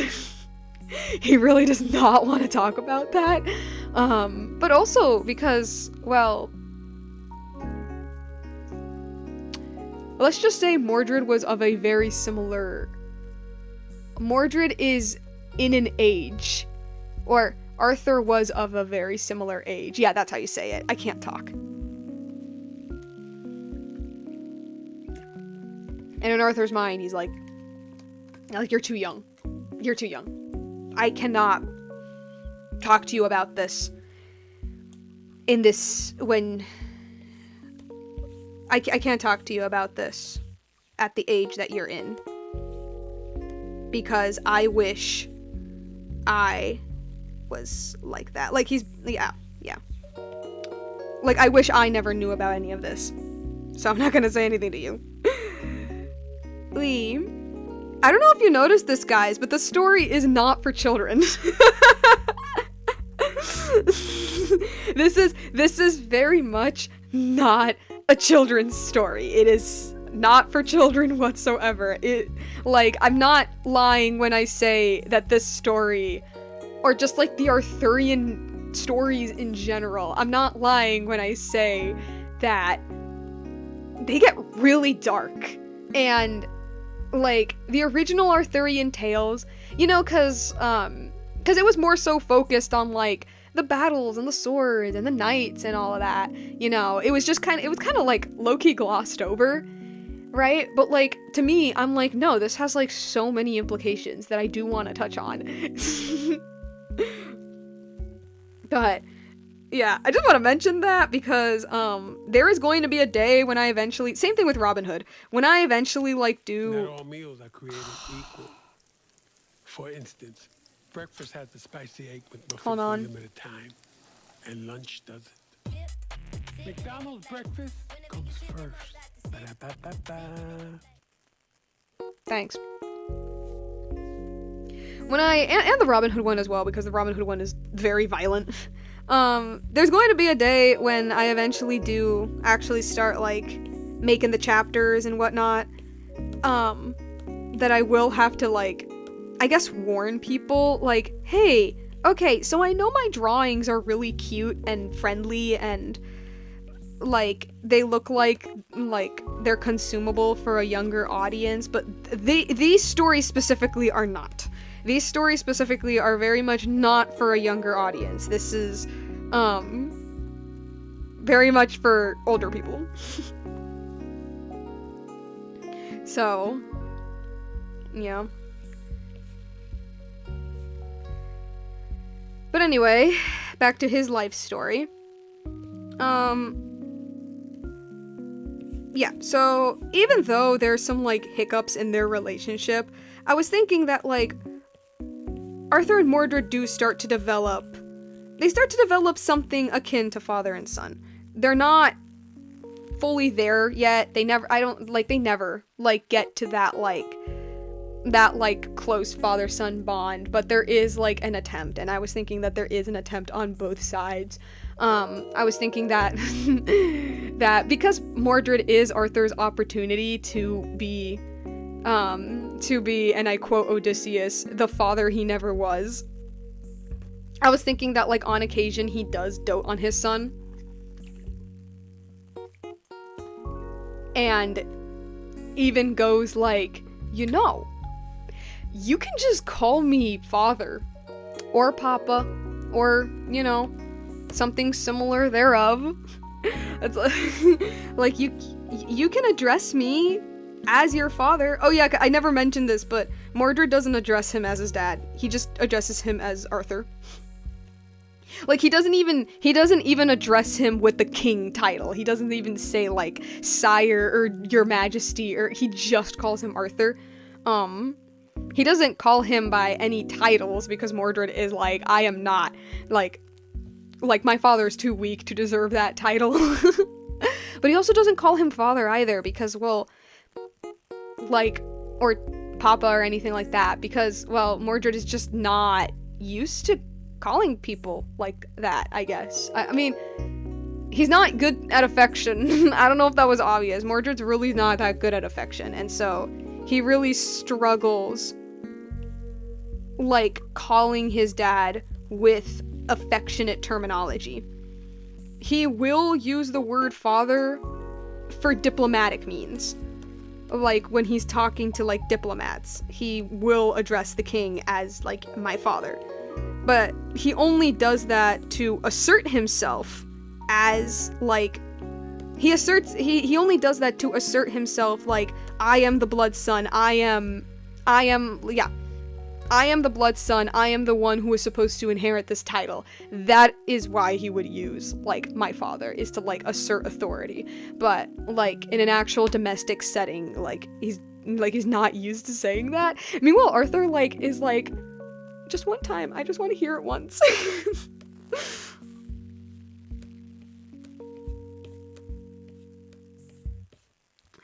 I just want to hear it one time. Okay, now, as to why exactly Arthur doesn't make Mordred into a prince. So I was thinking that, like, what Mordred thinks, and I was thinking, like, what the audience would think for a good while, is simply because, well, I mean, Mordred's kind of, like, illegitimate, so, like, yeah. Like, I was thinking that, like, for, like, Mordred's assumption, and at least, like, what I thought the assumption of the audience would be, is that, like, Mordred is kind of like a stain on Arthur's reputation, because he's like illegitimate and whatever, and, like, Arthur's, like, embarrassed of him and blah blah blah, and that's the reason he doesn't make him prince. Because, like, okay, yeah, Mordred's illegitimate, but at the same time, this takes place during the time of, like, absolute monarchies, before the Magna Carta, so so like Arthur does have the ultimate authority. He does have that. Well, he has the ultimate authority as long as it doesn't anger the other kings, more accurately. Basically, Arthur can make him prince if he wants to, but he doesn't, and Mordred at first thinks it's like, oh, he's ashamed of me. That's why. But I was thinking that, like, eventually he comes to learn that Arthur doesn't make him prince, and the heir, of course. Arthur didn't make him prince, not because he's, like, embarrassed of him. Well, okay, I'm not gonna lie, it is a reason. Like, I was thinking, like, even Arthur admits it himself, like, that is a reason, but that's not the reason.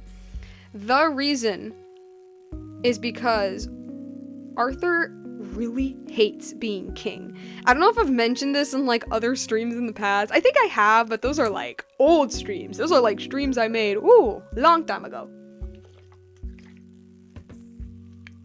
But Arthur really does not like being king at all. I was thinking, like, he straight up equates being king to, like, the beginning of, like basically, he equates being king to, like, the reason why his life is, difficult. And so because of that, he does not want... Oh yeah, and also the fact that Arthur was just kind of, like, dumped into the king position with, like, very little preparation, that as well. That as well. And it was also a position that he absolutely did not ask for. Cora says, streams lost to time. Yes, they are streams lost to time forever. Yeah, sorry, yeah. He doesn't like being king. He equates it to a lot of, like, his pain in life and blah, blah, blah, blah, blah. And he never even got the choice to be king either. It wasn't like, do you want to be king or not? He was just kind of, like, plopped into the position. And I was thinking, like, you know, when Arthur was really young, of course, he saw being king as this great thing. I mean, who wouldn't, right? They say to only... Oh my god! So with the all-new 2025 Ford Expedition Trump... I mean, who wouldn't want to be king, especially when he was, like, younger? But now, he hates it. But he still remains in his position because, quite frankly, who else is going to take it? You know? Who else is going to take it? But anyway. So he doesn't make Mordred into a prince. Not because, like, he hates Mordred or because, like, he's ashamed of him or anything like that. But mostly because he doesn't want to subject his son to the same stuff that he had to go through. He doesn't want that to happen. Now, if Mordred really, for real, honestly, to the bottom of his heart, wants to be prince, then Arthur's like, okay, I'll make you prince. But first, I really need you to understand what that means. Because in Arthur's mind is, you know, like, I was young. I thought being king would be the coolest thing ever. And it's not. And basically, he wants to give his son he wants to give his son, he wants to, like, save his son from the stuff he had to go through. And if his son does want to be, king. If his son does want to be king, then Arthur's like, then I, you know, want to prepare him for that. Like, actually prepare him, not the preparation I was given, which was basically nothing.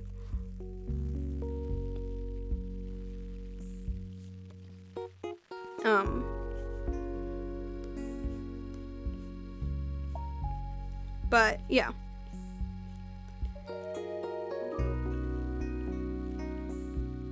Now, as for Guinevere, Mordred's stepmom, don't worry, they do get development, okay? She doesn't just stay angry at him forever. So,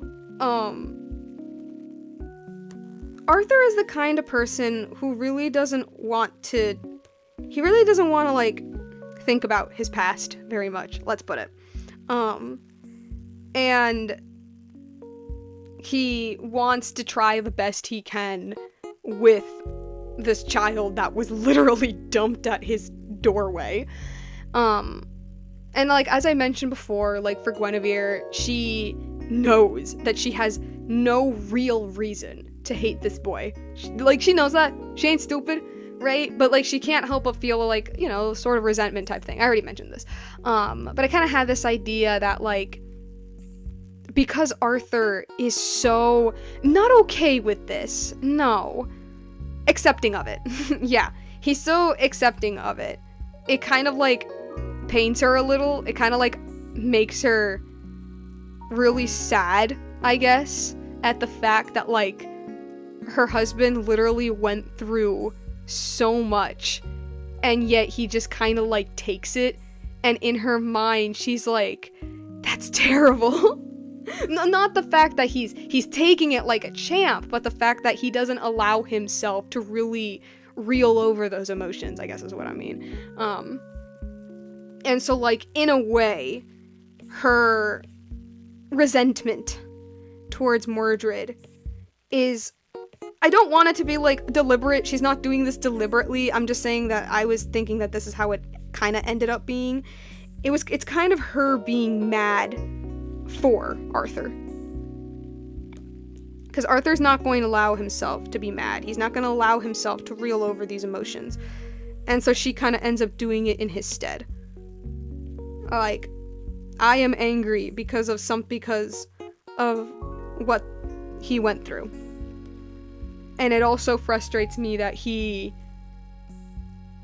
like, never really gives himself the time to be angry about it.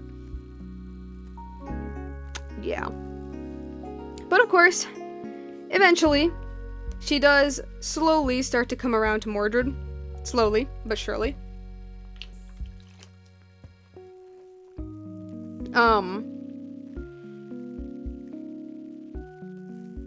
Yeah, sorry, I was just like looking over the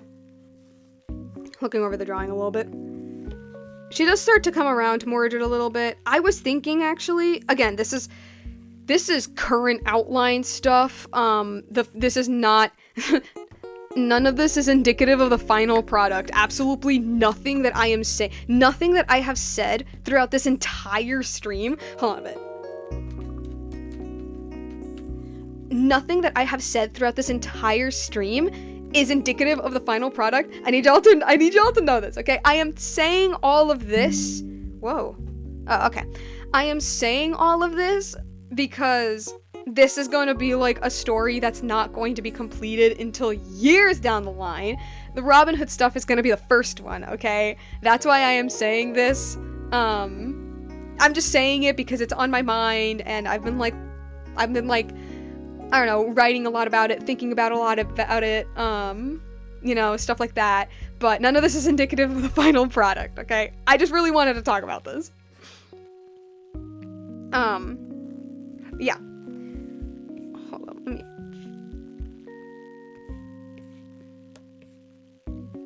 Okay. I'm just trying to... Yeah, that's fine. That's fine. Yeah, none of this is indicative of the final product.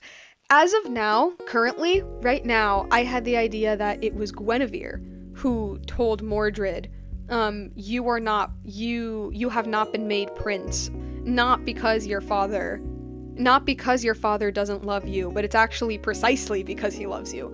He loves you so much that he doesn't want you to be subjected to the same thing he was. And that's the reason why he isn't made prince, you know, like, yeah. And I was thinking that, like, that, and also, I don't know, I had this scene in my mind where Mordred does eventually confront her about, like, he thinks that Guinevere hates him, which is, there's, like, the tiniest nugget of truth to that, but as I mentioned before, she doesn't hate him, and she knows that. She doesn't hate him, she hates more so what he represents, I guess. And so, yeah, anyway, so eventually, and so there's, like, a confrontation where, Mordred is like, can you just Can you stop pretending? Can you just admit that you hate me? And Guinevere's like, I don't hate you. And he's like, yeah, you do. Sorry, okay, yeah, Guinevere's like, I don't hate you. And Mordred is like, yes, you do. You all hate me. Everybody in this castle hates me. And then he's basically, and then he basically says, like, don't you think I have, like, shoot, I forgot. He basically says, like, don't think I haven't noticed the way you look at me. Like, I know the way, like, I know that you stare at me. I know everybody stares at me. Everybody looks at me like that. And he's basically like, just stop pretending to be nice to me and just say that, like, you don't like me. And then, like, yeah, they kind of have that little confrontation. And then, of course, Guinevere is like, I don't hate you. That's number one. And it's like sometime around there in my outline that I kind of had it that she's like, number one, I don't hate you. Number two, like, I don't think you realize just how much your father not only cares about you, but how much it takes out of him to care about you, kind of thing. Well, not care, but like, I mean, yeah. Because, like, I don't know, the idea is that, like, you know, if Arthur wanted nothing to do with the kid, then I think to some people it could be very justifiable. But, yeah. And, hold on a second. Okay.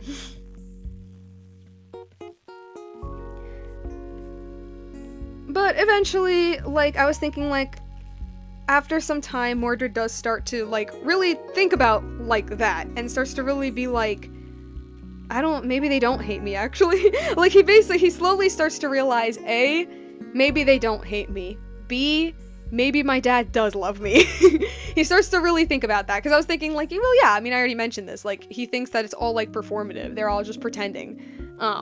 Because he's, again, like, he's not used to affection. Yeah. Yeah, he's not used to affection and all that. And I was thinking that one day he asks Gwen, like, I want you to be honest with me. What do you think of me?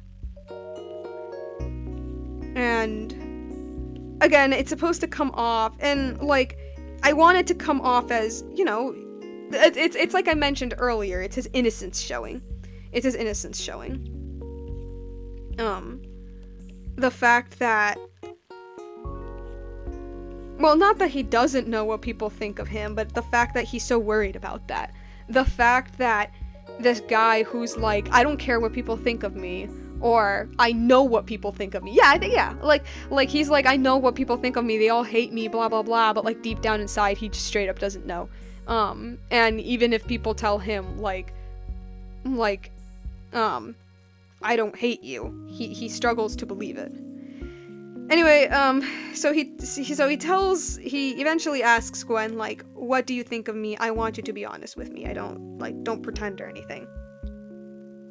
And I was thinking, like, it could be, like, well, my intention was for it to be, like, honest, something that does form a closer bond.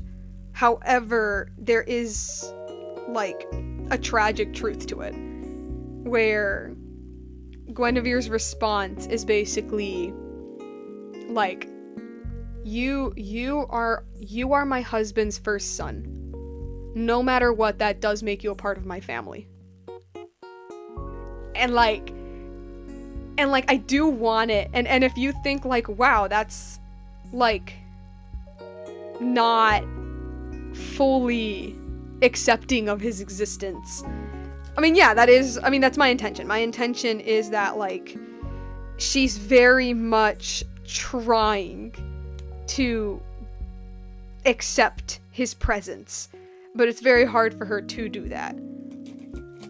But one thing she can accept is, like, you're here, and you are a part of our family. Like, that is something that I can live with. I'm fine with. as much as it's hard for her to fully accept him as a stepson. I don't know if that made any sense. Man, I keep feeling like I explained that in such a disjointed way. She doesn't hate Mordred, not at all. Especially I was thinking like over the course of their development. I mean, she does start off kinda sorta hating him, I guess. But over the course of the story, you know, obviously she like gets to know this boy and, well, gets to know him, but also like thinks about like, I don't know, the tragedy of everything. And so like, no, she doesn't end up hating Mordred, not at all. However, it is still hard for her to. She can accept that he's there, but it's hard for her to accept what happened and embrace him as a stepson.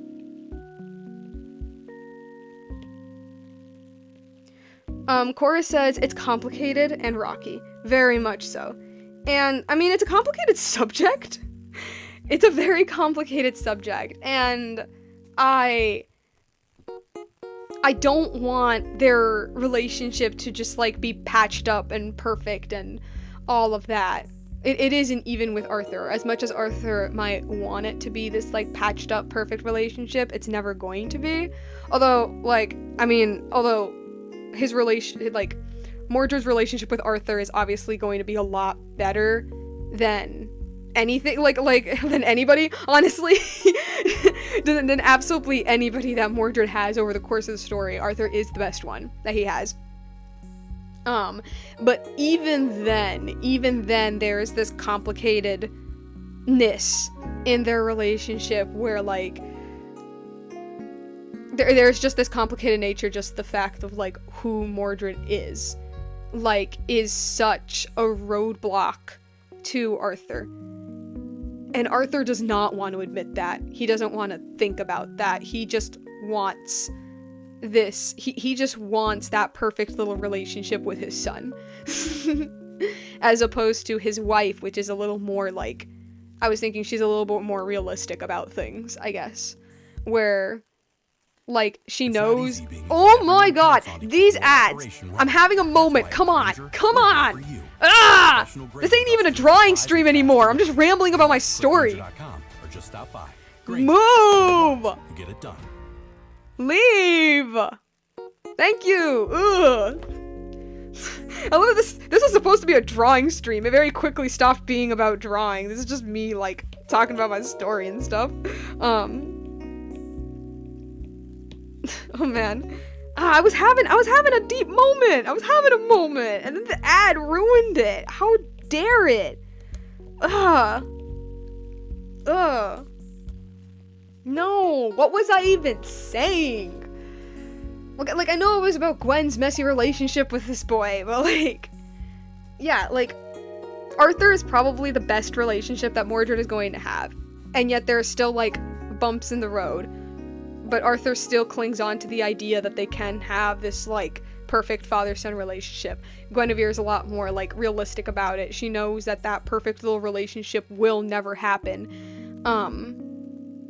Nor does she try to, like, make it happen. However, she's still like, you know, you are here. And my husband does love you. And that's, yeah. Oh boy. Friendly reminder for the billionth time, this is not a story made for children. Very much not. I'm just gonna, like, move this a bit. Okay. This is not a story made for children. Ha ha ha ha. This gets depressing and heavy. And this is just Mordred's story. I have backstories for each and every one of the knights. Not every knight is going to have this level of depth. I want to let y'all know this. If y'all like, how are you going to manage all of these characters that are so deep and interesting? All of them have backstories. All of them have their own struggles and stuff going on with them, but obviously not all of them are going to have, like, the amount of, like, stuff that, for instance, I'm talking about Mordred with, okay? Like, But I do want every single knight to have something to their character. Just not as much, because, like, quite frankly, you know, they're not main characters. Arthur is the main character, but Mordred, you know, is his son. You know, not only is Mordred his son, but if you know about the Arthurian legend, Mordred is a bit of an important character. But, yeah. If you're wondering, does Mordred eventually go against his father? In my lore. Currently, that I have right now, as I mentioned. None of this is indicative of the final product, blah, blah, blah. In my lore, Mordred never, in his mind, he doesn't go against his father. In his mind, he is trying, at the end of the story, he is trying to kill two birds with one stone. He is trying to get the throne that he has always wanted, and offer his father the life he always wanted. In Mordred's mind, he's doing like a good thing. Oh yeah, and as for why he's still trying to seek the throne, I forgot to mention this. So I had this idea that, like, because Mordred, since birth, basically, has been told, like, the throne is your birthright, blah, blah, blah, he kind of sort of equates the throne to, like, purpose, I guess? Yeah. He, not just purpose, but also recognition. Again, like, this is a guy who does not know how to socialize with people. He does not know how to socialize with people. And so I was thinking that, like, he uses his status as the potential future heir as his way of, I mean, not just communication, but as a way to, like, form an identity around himself. So even after he does start forming a good relationship with his dad and a tolerant relationship with the knights, he's still after the throne still. Anyway, there's some stuff going on with, like, the knights and stuff. Like, we're focusing on Mordred. I'm not gonna focus on that stuff. But messy stuff happened with the knights. Not Mordred. Arthur had to leave the kingdom for a while. And Mordred decided to finally take the opportunity to seize the throne during his father's absence. And so he does, and he takes the throne. Now, of course, I was thinking that he is surprisingly a very competent leader. However, I was thinking he is very much a harsh leader. A bit of a harsh leader. Definitely no tolerance, I don't like this guy, kill him type of leader. And so there's a reign of terror going on in the kingdom. Artie comes back to see what's up, and he finds out, oh, okay, my son took the throne, awesome, great, cool. I guess he lost certain privileges. I don't know, I need to think of a punishment for this kid. Anyway, so Artie goes up to his son, and he's basically like, hey, yo, give me my kingdom back. And Mordred is like, no. And Arthur's like, come on, please. And anyway, I'm acting as if this is all goofy. But basically, Mordred gives his dad, like, a bit of a deal. And he's basically like, here's the deal. I stay as king, and I will give you that little cottage in the farm that you have oh so dreamed about for your entire life. Like, he basically says, like, if you give me what I want, which is being king, then I'll give you what you want, and it's the quiet domestic life. And then I had this, like, I had this idea that, like, Arthur does think about it. Like, it's not like a, kind of like, oh, that's a nice deal, but Arthur is like, wow, that would be nice. Unfortunately, I can't take it. And of course, Mordred is confused. He's like, what, why? This is like what you always wanted. And then, of course, his dad is basically like, my boy, being king means so much more than just having a crown on your head, which is what you seem to think it is. Being king basically means ads. Oh. Let me go back to this one. I didn't remember that many ads with this. How do I feel about the ads? Too many. Yeah, we're going back to we're going back to the cheery music. Yeah, so his dad basically tells him, like, no, dude, being a king, it means so much more than, like, the crown that's on your head or anything like that. And he basically tells his son that, like, to be a good king is basically realizing that your emotions mean fuck all. Like, it basically means realizing that the world that you're ironically supposed to be in control of actually controls you. Okay, that's like poetic. It's supposed to be like deep and serious. But like basically he tells Mordred, you don't understand you don't understand how to be king, or you don't you think of kingship as just dominance. It is not that, and all of that. Like, he basically calls out Mordred like, you're only doing this because you think being king is cool. I was there once. Trust me, it is not. But unfortunately, his son does not yield. His son does not yield, and yeah, his son does not yield and basically demands a fight. And I was thinking that, like, okay, I'll admit this is the part of the story that I do need to figure out eventually. I do need to figure this part out of the story because I was thinking that there was also some just, like, political schlop with, like, other kingdoms and blah blah blah blah, but basically they decide to, like, fight on a field with an army. And they're both hoping that doesn't happen, but, like, if it does come to happen, they'll be ready for it and all of that. And this is actually canonical to the, like, Arthurian legends. Or, yeah, this is like, canonical to, like, the general Arthurian canon. This music is way too cheerful. I can't talk all seriously with this music on.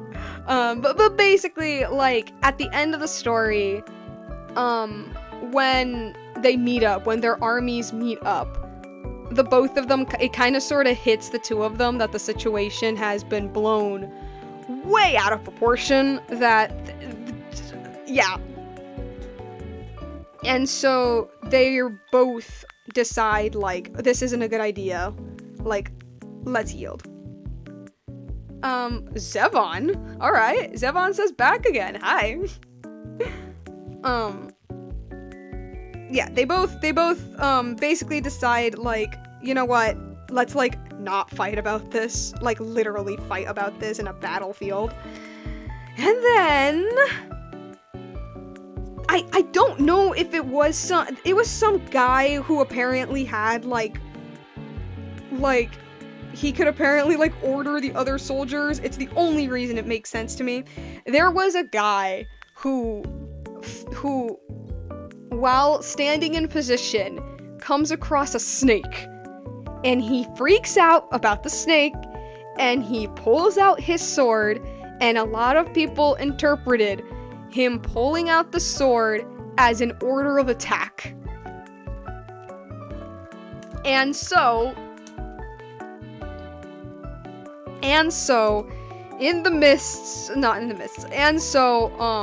right when the two sides are like, let's not fight, like, half of an entire army gets, like, it's like in the stupidest example of, like, miscommunication, like, ever, the fight started anyway.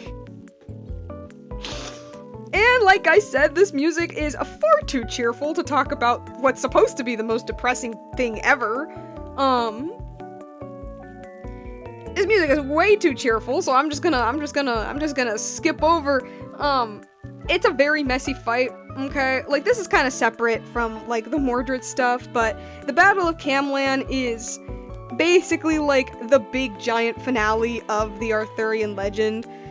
Basically, nobody survives it, and everyone dies. Okay, not everyone, okay? That's a little bit of an exaggeration. Not everyone dies. Most of them die. And that does include Arthur and Mordred. And to make matters worse, the two of them, tonal dissonance, exactly. Like, I can't talk about this seriously. Arthur and Mordred die in the Battle of Camlan. To make matters worse, they both kill each other. In the midst of the battle, Arthur sees Mordred, Mordred sees Arthur, and then the two of them take their weapons and charge at each other, and then they end up striking each other at the same time. This is canonical, by the way. This isn't this isn't stuff I made up. This is canonical to the original story. They run towards each other, they strike each other at the same time. Mordred is the one who dies first. This tonal dissonance is crazy. Mordred is the one who to die first. In my original draft, which I still want to keep, in my original draft, Mordred apologizes, but he doesn't apologize because he thinks he'll be forgiven or anything like that, although Arthur's gonna forgive him no matter what, because again, Arthur, good boy. But it's more so Mordred just expressing regret that, like, he was never able to, like, accept the fact that, like, you know, I had it good, but, like, my desire for the crown was just, like, too much and it ruined everything and blah blah blah blah blah blah blah blah. And then after Mordred dies, Arthur screams, he's sad, like, he's having his sad man hours. And then one of his knights drags him away from the battlefield, and then he ends up dying, okay? Like, I can't talk about this seriously anymore. But, yeah.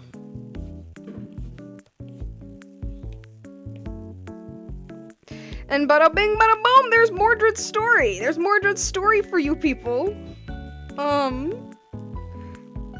Sorry that I couldn't talk about it seriously at the end, thanks to this stream music. I didn't think the tonal dissonance would be that strong.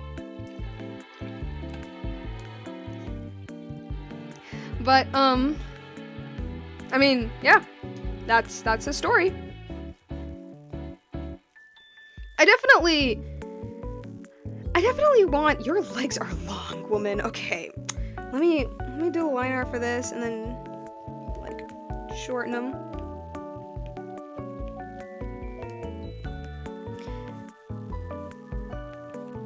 My goal for Mordred's character is,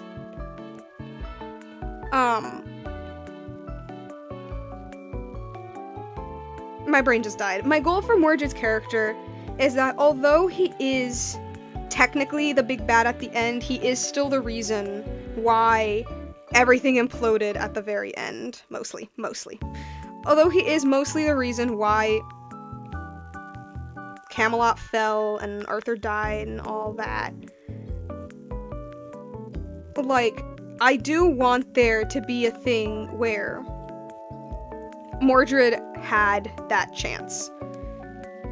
He had that chance to improve his life. Not only that, like, yeah, actually no, that's it, yeah. He had the chance to improve his life. Hell, his life was literally improving right before him. Yeah, his life was literally improving right before him. but his desire for the crown, this is more so what I'm intending for the ending, of course. His desire for the crown, or I guess more accurately, his inability to move on from the past, I guess, because I was thinking that, like, his desire for the crown is, like, a remnant of that like, sense of purpose he had before. His inability to move on from the past, not ironically, but is ultimately what led him to his downfall. His life was starting to get better, his relationships was starting to get better. Like, hell, his relationship with his own stepmother, who was the most hesitant to accept him, was starting to get better. Like his life legit starting to improve. And I mentioned this a little earlier, but Arthur was considering making him a prince. With the caveat that Mordred knows what being a prince entails. He had all of that. But because in Mordred's mind, I need to show my worth. I need to show my recognition. Because the pretty words of my father aren't enough. I need to, like, physically prove it by being king. He took it anyway. And, I mean, yeah. This music. He's a complicated character. I want Mordred definitely to be a very tragic character. Definitely. And, this heel is huge. Hold on a second. This is gonna bug me. Hold up. This is actually going to, like, bother me so much.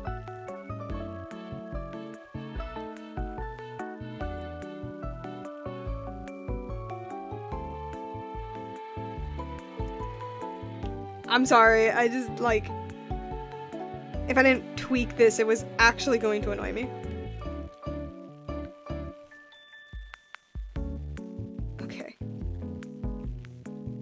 Okay, that's better.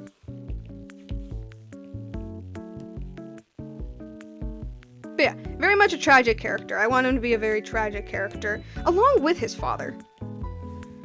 Cause, like, ultimately the thing that, like, makes these two very, very similar is the fact that both of them were dealt a very, very, very bad hand in life. But, like, the big difference between the two. Well, okay, both of them were dealt a very bad hand in life, but both of them also had something to improve it.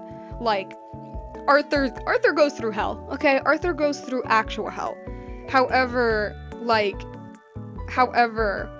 he has people in his life who love him and who adore him and who care about him and stuff like that. And so, the people in his life is what makes the hell of being king, like, worth it in his eyes. And although Mordred starts off not having any of that, he does end up having that.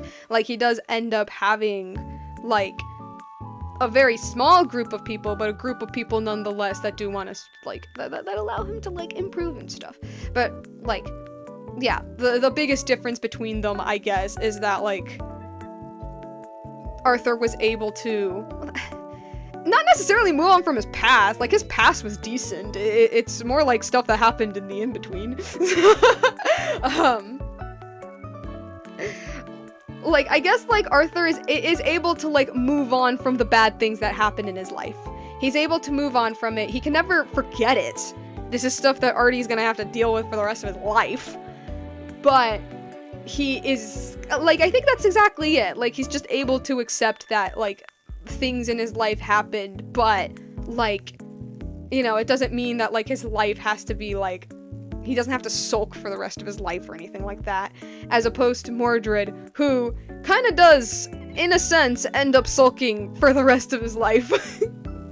in a small sense. But, like, I guess what I mean is, like, the big difference between these two guys is that, the big difference between these two guys, I guess, is that one was able to move on, while the other wasn't. The other had the chance to move on, but ultimately returned to the thing that kind of kept him tethered to the past. And yeah. So yeah, fun story for children, guys. Now, of course, here I am talking about my story as if it's some masterpiece of fiction or something like that. As I've already mentioned, all of this is stuff to be determined. Yeah, all of this is stuff to be determined. None of this is indicative of the final product, blah blah blah. And of course, this is just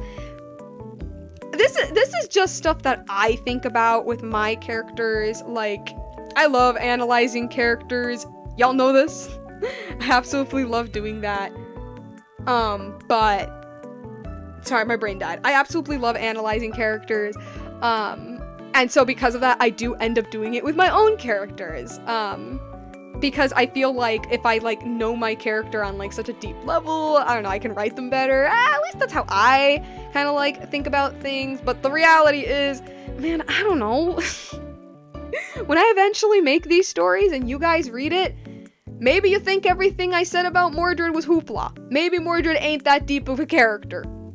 You know, it all depends on my actual writing skills. But what I'm saying is that this is just kind of how I view his character now. Yeah, I said this before, but when I first wrote him, he was just kind of angsty teen and not much else. And now I see him so much more as a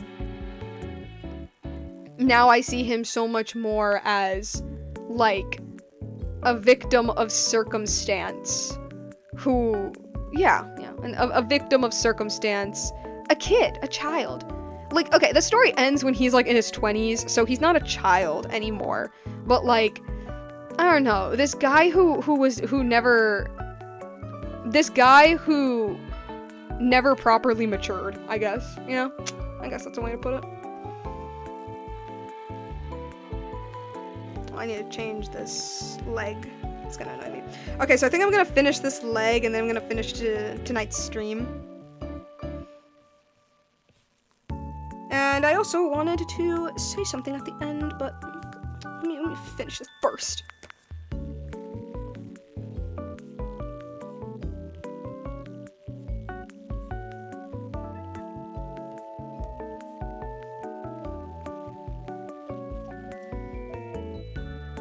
Actually, okay.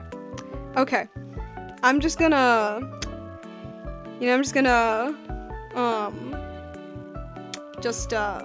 yeah.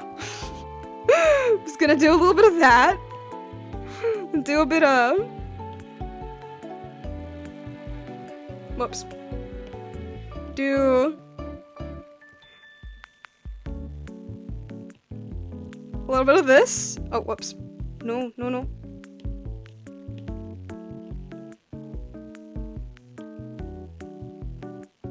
Maybe here. Wait, no. There's a tangent there. Hold up.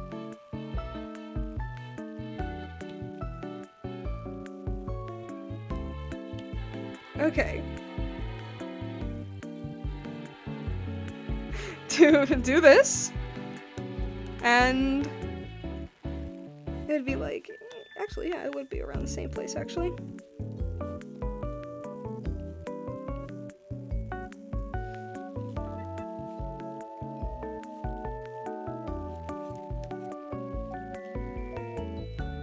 Okay, this part here is bad.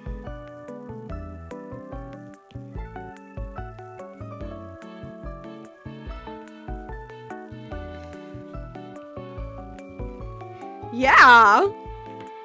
Think smarter, not harder, kids. Always find the cheats. Remember, kids, cheating is fine. Cheating is good. Cheating is good as long as nobody notices you're cheating. Okay.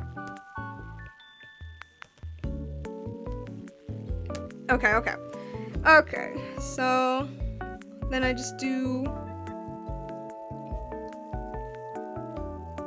this part here, the like wrappings, I guess, on her shoes.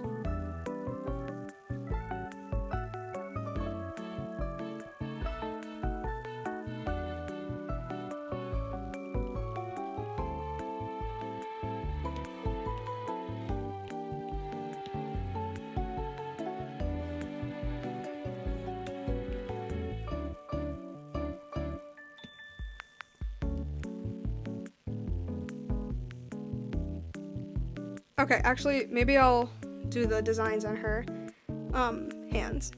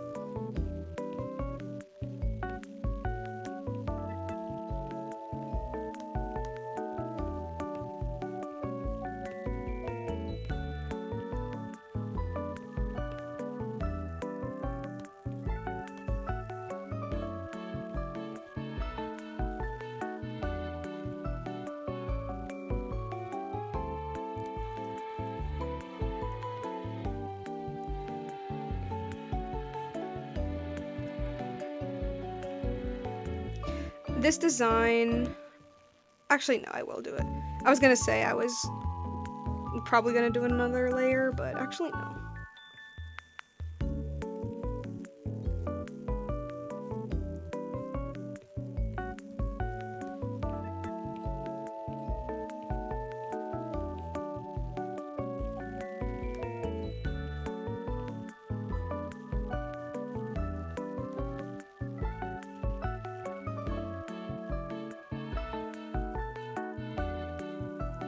All right.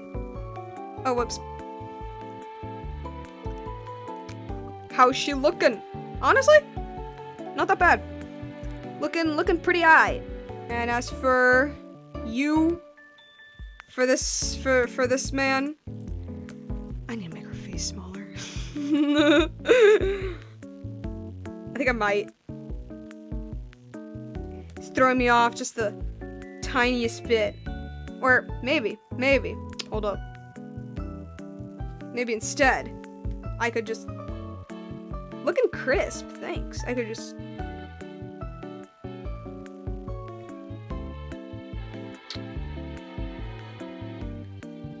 and then I move her just a little bit this way. Bada bing, bada boom. Mwah, fixed it. All right. Oh my gosh, wait, okay, one last thing that I just realized that I forgot to do. It's this part here.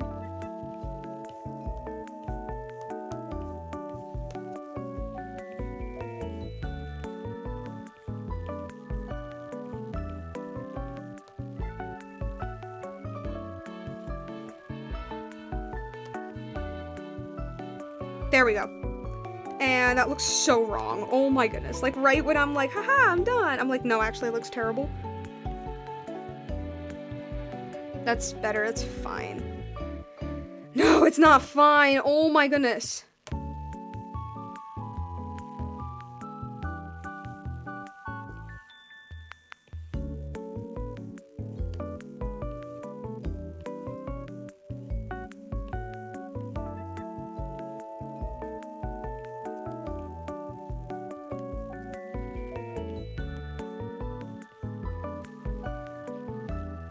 Okay, this one needs to be more.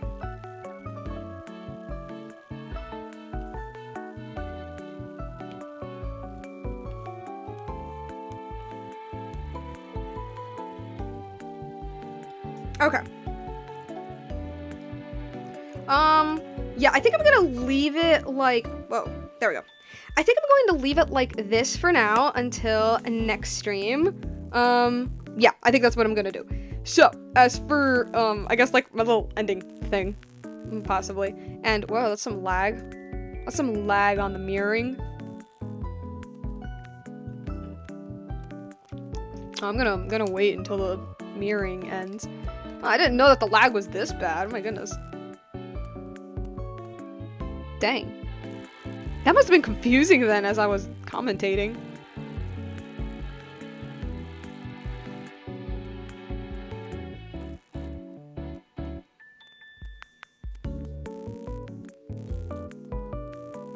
Okay. Okay, I'm struggling to... There we go. There we go. Alright, alright, alright. Yeah, so... little thing number one, and I'm probably going to turn into, like, an actual legit, like, YouTube post. So... Y'all know that I've been you know that my streams have usually been on Tuesdays and Thursdays, right? And I've at least mostly tried to stay consistent with that. Well, as life always tends to be, I don't think I can keep that up anymore. For now. It's an always for now. So, what I'm trying to say is that as of now, currently, in this, like, at this time, I think I'm gonna be moving my streams to Mondays and Wednesdays. Same time, same, like, 7-ish to 9-ish Eastern Standard Time, as always. I'm still going to, like, generally keep that timeline, but the days I'm changing to Mondays and Wednesdays. Yeah. So I'm probably gonna make, like, a YouTube post about it. Like I said, obviously this isn't gonna be permanent. I didn't think the Tuesdays and Thursdays were going to be permanent either. I didn't think that either. That was just, like, the best time slots for me at the time, and not so much anymore. So, yeah, I'm gonna be changing up, like, the time slot a little bit. It shouldn't be too much of a change, honestly. I'm just, like, changing the day a little bit, but the time is still gonna be, like, mostly the same, unless that too eventually, like, one day gets changed. But, like, later streams are just more convenient for me because, you know, it's like the end of the day, you know? It's the end of the day, everything's done, you can unwind, stuff like that. But yeah, I just wanted to, like, let y'all know that I am changing a little bit my streaming schedule as of now, unless like something happens and I need to change the spots again. Yeah, it is always a we'll see. And I kind of feel bad every time I say that to you guys because sometimes I feel like I can't be super trustworthy, but I just want to let you guys know when I say to you guys, we'll see, I'm saying that to myself as well. Like, the we and we'll see is a bit literal here. Yeah, the we and we'll see is a bit literal. Like, I don't even know either. Okay. So, but hopefully we can stay a bit more consistent, especially these days. It's the reason why I changed it was because, like, I just kept canceling streams, like, all the time, and I really didn't like that, so I'm like, you know what, I think now I think I just need to change the days now, for now. Cora says, schedules be wacky sometimes. They do. Because I've mentioned this before, but as much as I would love for these streams to be a priority, they are not. That's just the unfortunate truth. Unless I become rich and famous, they are not my priority. I do these mostly to chat with you guys, mostly to, like, engage with my audience a little bit. Yeah. So, yeah, I mean, I guess that's all I really have to say. Hopefully you guys liked my little drawing session, my little line art session. I think so far, line art wise, everything is looking very, very nice so far. The coloring we'll see. But hopefully the coloring doesn't look that bad either. I'm just hoping. And hopefully you guys liked my extremely long ramble on Mordred from my King Arthur story. Hopefully you guys liked that. Hopefully you guys liked it, like, found it entertaining. I, like, absolutely love to talk about my stories, and also just, yeah. It's also just so, like, I don't know, like, so you guys know a little bit more about it, so you're not, like, 100% lost whenever, like, I bring it up, or, like, I draw something about it, and stuff like that. So, yeah, because, like, for years, I always tried to, and I somewhat still do, I'm always very hesitant to talk about my my stories, particularly because I am afraid that the final product is not going to be what I am talking about currently. Because I know that happened a lot with Has Been Hotel, when that show, like, officially came out, and they made, like, some changes that were different from, like, I don't know, some, like, live streams or some, like, social media posts that, like, the team made, like, back in the day or whatever the heck, and a lot of people were really confused because they were like, oh, you're, like, retconning things left and right and blah, blah, blah, blah, blah, blah, you know, all that crazy stuff. And I'm not saying that my stuff is going to be on that same level. I'm not saying that. But what I'm saying is that I don't want to, like, accidentally give people an idea of a story that is probably going to end up being a little different, you know? But at the same time, these are my babies. I absolutely love to talk about them, of course.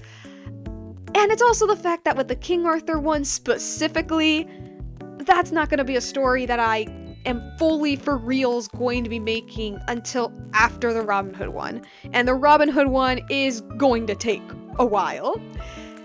So I'm trying to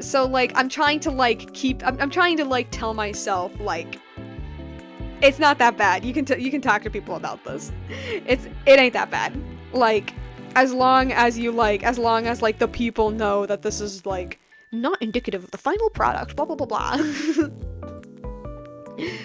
And also just, like, sharing my progress. Like, that's something I really want to do with these stories now, mostly because of Epic. It's 100% because of Epic. Oh, cool, I started a stream talking about Epic, now I'm ending the stream talking about Epic. That's another reason, because I mentioned this, like, sometime before. I mentioned this way back, but, like, I fully 100% believe that one of the reasons why Epic the Musical became as big as it did is specifically because, Jorge was showing his progress. Well, not since the beginning, but pretty early on. Like he spent a good while just, like, showing his progress to people. And, like, I don't know, I think that's such a cool way to, like, not only engage with, like, your audience, but also to have people, like, get into, like, have people, like, see your progress. And I don't know, so I'm like, I don't know, maybe I'm trying to kind of do something like that as well. Not to the same level, I'm not a musician, but definitely share a little more of, like, what I am doing, I guess.